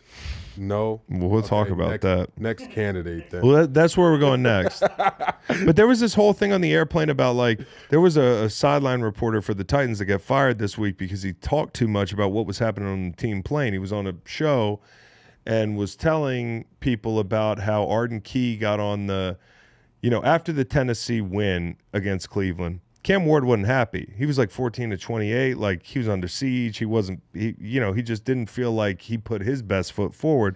So, and they're 2-8 or whatever they are. So he's not the type, from what I can tell, that likes moral victories or let alone, like, he's the one who said, hey, we're ass right now. And that, honestly, he reminds me of an old school cat. He doesn't remind me of a Gen Z kind of guy, which I love. Yeah. And when he got on the plane and, Arden Key gets on the flight attendant thing and goes, hey, y'all don't listen to fucking Cam Ward. Enjoy this one. Like, it's hard to win in the NFL. Because Cam Ward after the game was kind of like, man, like, we got a lot to work on, so Cam Ward is kind of the grumpy vet. Yeah. And there's nothing wrong with what Arden Key's saying. He's busting balls. You can hear it, right? Supposedly Arden Key's like a comedian. But the bottom line is, like, that's the kind of guy Cam Ward is. He wants to win so bad. He's not satisfied with being 2-12, dude. Fuck that. He's not satisfied with any of that stuff. He's not satisfied with a win against the Browns. It's the Browns, and I went 14-28. And it was sloppy, dude. And we gave up 29 points to these fucking guys. So I'm a fan of Cam Ward and who I think he is upstairs. Yeah. And I would, if I were the GM or the owner of this team, I would say, hey, yeah, Cam, you definitely get a chance. When this head coach comes in to interview or we're on Zoom with that coach, you can join for 10, 15 minutes. And let's see if the sparks fly, or if you're like, man, we did not hit it off. I'm going to ask you why. Wow. I'm not just going to not hire the guy, but I want your input. Now, next one is, speaking of Gen Z, we got the Gen Z Bowl. This is a game featuring two distinctly different but closely aligned archetypes of Gen Z men, the Vikings and the Giants. But the whole point is, I think this is a big week, and every week's a big week for J.J. McCarthy because, and I've said it, the clock is ticking on them to have this window of evaluation on him. Like, once the offseason hits, they can't line up in the parking lot and play a full-speed game. Like, this is your best chance at evaluating what you have. And I think, like, honestly, because it's a 3-game season, every game feels like if you succeed, it's going to feel like 4 games of good play. If you suck, it's going to feel like 4 games of bad play. The stakes are so high for JJ. So I think there's some real drama here. If you're trying to, like, pin down what they want to do next year at quarterback, I don't think they're going to be that patient. If he doesn't look great at the end of the season, I'm the Vikings. Like, I've been fucking around too much in quarterback purgatory. Like, I'm going to go out and get somebody, at least somebody to compete with him. And, maybe it's somebody that can play. So, I think the thing about the Jackson Dart scrambling, couple key points here. Number one, he has been in the blue tent like 5 times this year or something. But how many concussions does he have? Undisclosed. The world will never know. Does he have an official how many? What do you mean undisclosed? I think it's like 2. One. 1 and 2 is a big difference. He's not the only quarterback to have a concussion, but I understand the point, like, of concern that people have about how many times he's been in that damn blue tent. But if he's been in there 1,000,000 times and only had a concussion once, then maybe the evaluation needs to be called into question, like the spotters. Yeah. But I think it's what's happening before him going into the blue tent is his actions before. What do you mean? Isn't that the issue? The fact that, like, he's not sliding or well, yeah, no, that's where I'm going. I think obviously, no, you're good. I think the issue is, this is just a caveat to contextualize the whole conversation, but the issue is how he's running or how he's playing, and I thought was really interesting hearing Dan Quinn talk about him, and people take this out of context a little bit. It was an ML football tweet, so imagine that. There's a whole industry propped up by people that don't think an extra layer.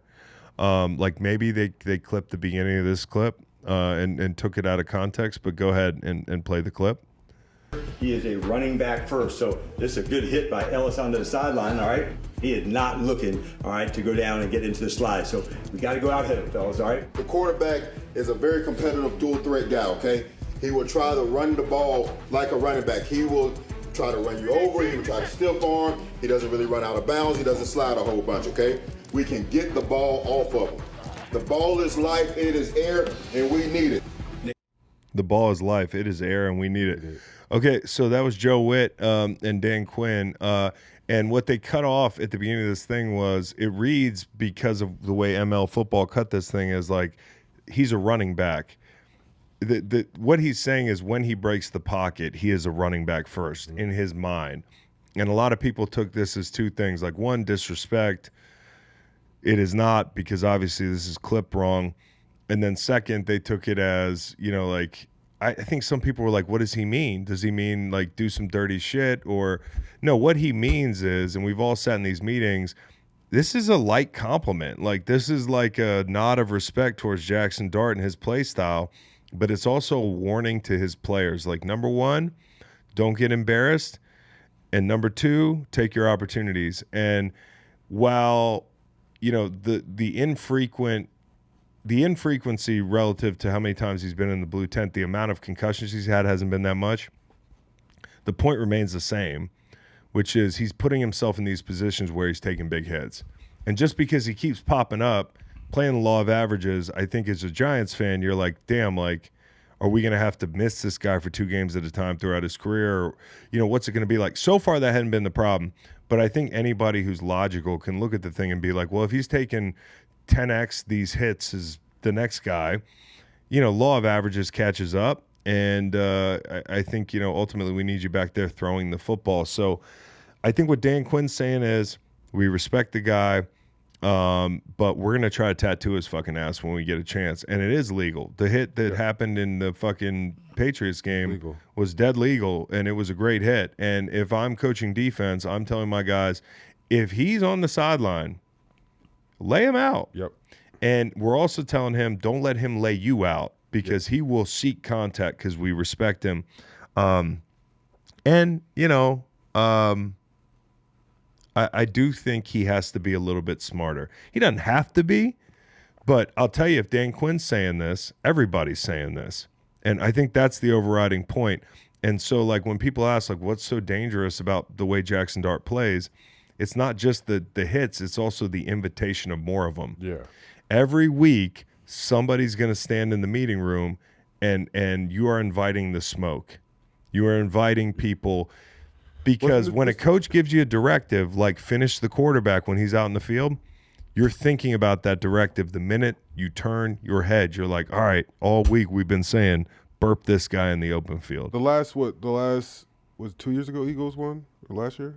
2 years ago? Last year. Last year? Was it beginning of last year, or maybe Frankie Louvu. The year before, when they were like preaching to Jalen, like, you got to slide. Yes. You got to slide. You can't take these Yes. hits. It's the longevity. You're a big guy. Yes, you can take it. We're not saying that Yes. you're soft and Yes. you can't handle it, but Yep. we're thinking about the future. You're our franchise quarterback, and we don't want you taking those hits just for the possibility of being dinged up or getting a minor injury that, like, we don't need for the team right now, with you, like, just is trying to get that extra yard or whatever it is in your mental, that you can't just be like, you know what, instead of getting these 2 extra yards, this extra yard and a half, I could just slide.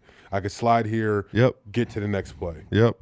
He's been evaluated for concussions in half the games he's played so far in his career. Yeah, and so something's going to be called into question, whether it's the evaluation process or the fact that he is putting himself in these positions where he looks like he got his bell rung, once a game. So I understand, like, there's a lot of people that probably think, like, what are we doing? It's football. All right. if you're a Giants fan, just know what you're inviting every week. I think that's the problem, or is the invitation of like people headhunting you, which we will do. And are concussion diagnoses, especially on the spot, black and white? Can you learn how to? You can beat them. Right. But I don't know, because I don't know that I did beat one once when I thought I had one.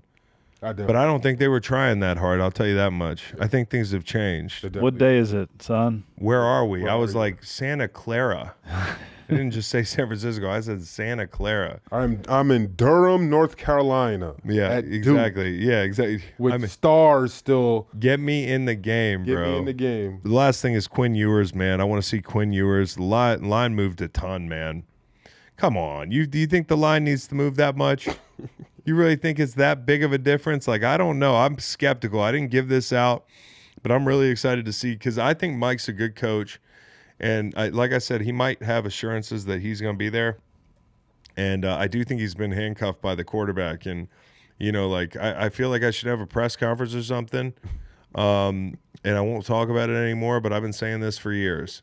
And now here we are. And because you have this untenable contract that, like, no one's going to take it on. Like, you can't cut the guy. I mean, you can technically, but you got people like Shio Kapadia.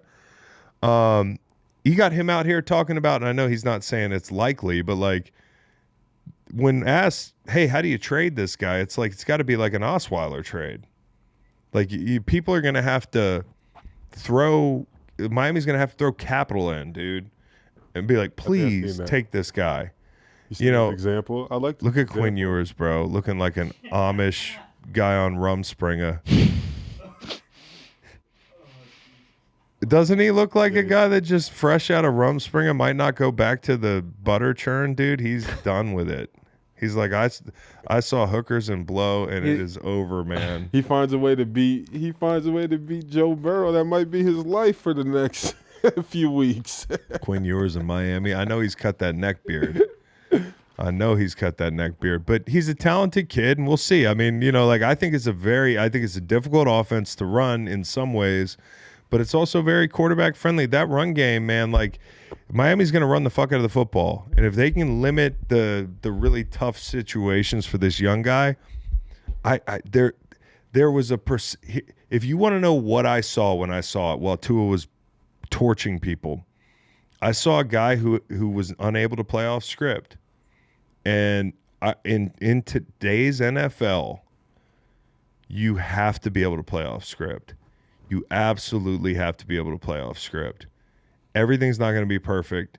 And I also saw a guy who was pitching the ball to a guy running a 4.3 40, and underthrowing a lot of those deep balls, and a guy that, like, kind of needed things to be 1-2.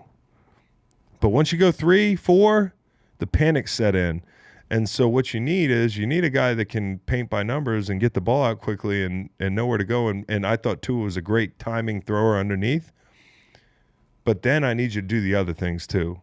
And I would take a little less of what Tua did well for more of everything he didn't. And I think you'd have a really nice offense that you could run with a number of quarterbacks down there. I don't think because Snoop Huntley couldn't run it, or because Mike White couldn't run it, like, I don't think nobody could run it. I think that's kind of a dumb conclusion to jump to, where people are like, nobody else could run that offense. Like, Tua's not great, but he's the only guy that can run that offense. Please, dude. Please. I'd love to see some more guys get cracks at it.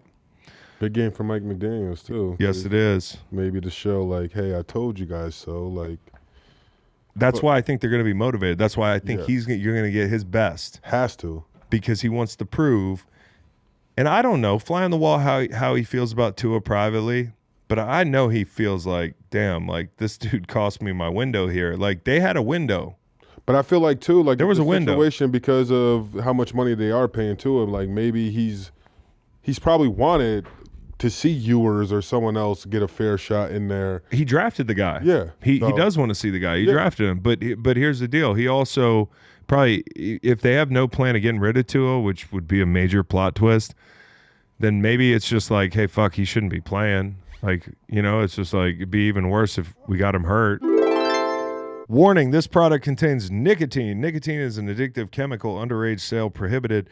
Y'all know I'm a bit more selective of my nicotine pouches these days, so for me, the quality of the pouch is what I prioritize, which is why I'll pop in a Zone Wintergreen. 1.6 milligram is all I need, whether I'm kicking back and watching ball on a Sunday, floating on the river with Cowboy and the rest of the crew, or breaking down film ahead of the show. Zone easily gets me locked in with its smooth feel and variety of flavors. Zone is always on our game day roster, whether you like fresh mint, or like a fresh mint flavor, or you're into citrus flavor, check out their roster of options. You use promo code GL20 at nickokick.com/zone for 20% off at checkout. The Bermuda Triangle, where football games disappear.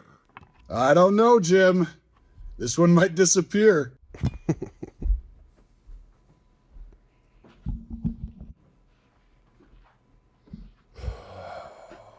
Gotta go to a holiday party after this.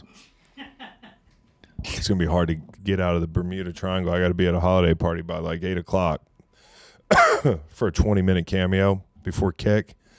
So we're gonna hit 3 games in the Bermuda Triangle. Saints-Jets, the most obvious Bermuda Triangle game. Evidently, the Saints are really banged up. If you look at the cast of characters that Tyler Shuck was winning with last week, it was pretty fucking impressive. I'll just say that. There were some people with shadow pictures in the program. And no disrespect intended, but when you're backed up inside your 10 under a minute to go and you find a way to win, that you got my attention, brother. You might be an NFL quarterback. And, you know, he's an adult. He's 26 years old. He's tall. You know, he might be the face of the New Orleans Saints going forward. But I want to talk more about Steve Wilks, who got fired this week. Unfortunate deal that somebody had to go. Somebody said to me, well, do you think this is a bad sign for Aaron Glenn? Because usually it's like D coordinator and then head coach. Nah, I actually think this is like a bus throwing, because you heard how much the owner loves the head coach, Aaron Glenn. And I do think from a cultural standpoint, they're going to build something there. Can they get the X's and O's right? Can they get a quarterback? I don't know the answer to that, but they don't have Steve Wilks anymore. And I just wanted to take a minute to point out that Steve Wilks has had an incredibly, I don't know what the word would be, unlucky career. I wouldn't call it cursed. He's been on some good teams. He's done a good job in some spots, but, you know, I just wanted to take you back through the last 8 to 10 years of his career. 2018, he's hired by the Cardinals. He coaches there for all of a calendar year. They didn't really give him much leeway, considering Josh Rosen was his quarterback. 3-13. He's fired within a year. It's probably one of the most infamous head coach axings in the last 10 years in the NFL. It sure seemed like they just hired him to throw him under the fucking bus. And then 2019, served under the great Freddie Kitchens in Cleveland. 2021, he was at Mizzou. I think they had a losing season. 22, he's with Matt Rule, the great Matt Rule in Carolina. And he ends up being the interim head coach. People remember he did a pretty good job, had him 500 there. Doesn't matter. You're Steve Wilks. You don't have a future here. We're going to send you out into the world, and you're going to sign with the San Francisco 49ers, where you're going to do a very good job as a defensive coordinator. But the head coach is just going to miss Robert Saleh all year. He was going to want that old thing back, and you're going to get in the Super Bowl, and you're going to mash the blitz button too much. And honestly, here's the most fucked up thing about that game. Dre Greenlaw stays in that game. I think they win the Super Bowl. Do you remember that? Running on in the field. Do you remember that shit? I do. You want to talk about voodoo? Somebody's got a voodoo doll with Steve Wilks just poking little fucking needles in him, dude, because I thought they were going to win that game, and it comes down to the end, and they lose because he mashes the blitz button, so he gets blamed for that. Then he ends up being a volunteer for Biff Poggi in 2024 in Charlotte, which is probably the best year of the last decade for him, honestly, from a standpoint of like just being at peace. And then this year he's in New York Jets 2025, and they axe him, week 15 of the NFL season. So shout out to him. I thought this year he had an incredible soundbite talking about Baker Mayfield, where Baker Mayfield was going on his aggrieved "The World Has Wronged Me" tour. You remember that whole thing? Mm-hmm. It's like, well, Carolina, this, that, and the third. And Steve Wilks was like, I didn't have the fucking power to make any decisions, buddy, but that does sound good. Steve, we got a lot of respect for you here at the Greenlight Pod. Keep your head up. You got to remember that in 2015, he's been in 2 Super Bowl teams. He's been in 2 Super Bowl buildings where the first one, he had to watch Cam Newton not pick the ball up, and that's how he lost that one. And then obviously San Francisco, we just talked about that. So feel bad for Steve Wilkes. I think, did I give out the under in this game? Oh my God, I fucked up, didn't I? I should have given out the under. This is a dead under. That was the fucking over in Miami was supposed to be this under. The over in Miami was supposed to be this under. The other one is the Falcons and Cardinals. Falcons and Cardinals, a lot of talented pass catchers and immobile QBs. What's that you say? Drake London's not playing this game? I wasn't talking about him anyways. I was talking about a guy named David Sills, the 29-year-old third-year wide receiver. David Sills the 5th. He has a fucking V on the end of his name, which is an insane thing to do. Walk out on an NFL field and be like, "Oh, there's 4 of me before this version. Isn't that cool?" No, dude, it's not. Drop the V off your name, bro. I mean, it must be nice, but fuck, my great granddad fucking, he was an orphan, man. Like, you know. I don't have that kind, that kind of lineage, bro. So but he played well last week. He had like almost a hundo on the Bucs and played his ass off last week. So I do think this could be a low key kind of, maybe it's a Hemingway game. I think Falcons Cardinals might be the Hemingway game. And then lastly, I just want to say a prayer for Kenny Pickett here while I'm in the Bermuda Triangle. Raiders Texans. Not Kenny Pickett. Geno's back up. Geno's back up. Let's just do a group prayer for every young man on the Raiders offensive line. And the receivers are fine. They're just out there. We're going to be doing cardio, bro. Kenny might have to play. But boy, if I was Kenny Pickett, though, and I was supposed to play in this game, you know what I would do this week? Fall down the fucking stairs. I would legitimately, on my way to work, be like, whoops, drop my keys, and I'm Sonic the Hedgehog down the fucking stairs, dude. Because I would have the most what happened to that guy injury, and I would because this group is going to kill whoever's back there. I said this earlier. It's going to look like it's going to be like a medieval torture chamber, facts, down there on the field. They're going to have fucking Geno in the rack, bro. It's going to be crazy, man. You think about playing this defense. You know what the most fucked up thing about playing this defense this week is, facts? Is what? D'Amico Ryans was mad about their performance on defense last week. Oh. Which means they're going to go belt to ass, dude. Raiders team total, 10.5. Yikes. 10.5. I dare you. I might do it for fun. Over. Somebody explain the rushing yard stat with Ashton Jennings to me. Can you do that? Maybe you're the perfect candidate. You know the one where he's actually run for more yards after contact than he has yards? Uh-huh. Because he's getting hit in the backfield all the time. So they're yeah, I get it now. Okay. That's insane. I mean, that's insane. It is. Class action lawsuit. For sure. Him and whoever the other running back is, man. Fuck, dude. So anyways, I think honestly the Raiders, their whole team could probably class action sue for the this is my wheelhouse. A Raiders type team. I was there.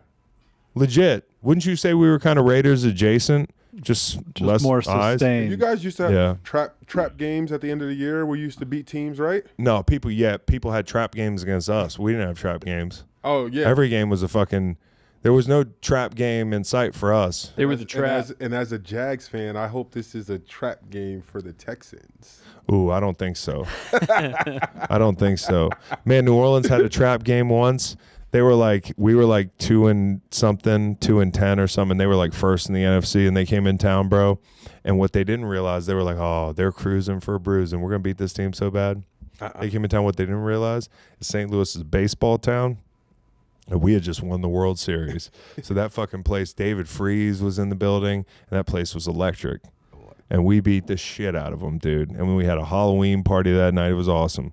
So yeah, trap games. I've been on the other side of the trap games, but so the Raiders got to bring what, like Floyd Mayweather to the game or someone? I don't know. I don't even know where the game is. David Blaine. David Blaine. You gotta fucking, or like one of these crooners, you know. Thursday night time machine. Chris leads 6-3-1. Wow. And we've got the Seahawks and the Rams tonight. What is the total for this game? 42.5. Ooh. Well, don't take my score to the bank, but the difference, yeah. Take mine to the bank. Yeah. Chris, Seahawks 23, Rams 20. Macon, Seahawks 17, Rams 13. Golly, dude. Are you fucking with me? Finally, I feel all right. No, you shouldn't. No, I should. His game's coming down to a field goal. Yeah. Well, Hopefully not a 4-point field goal. leading by 1. Yeah.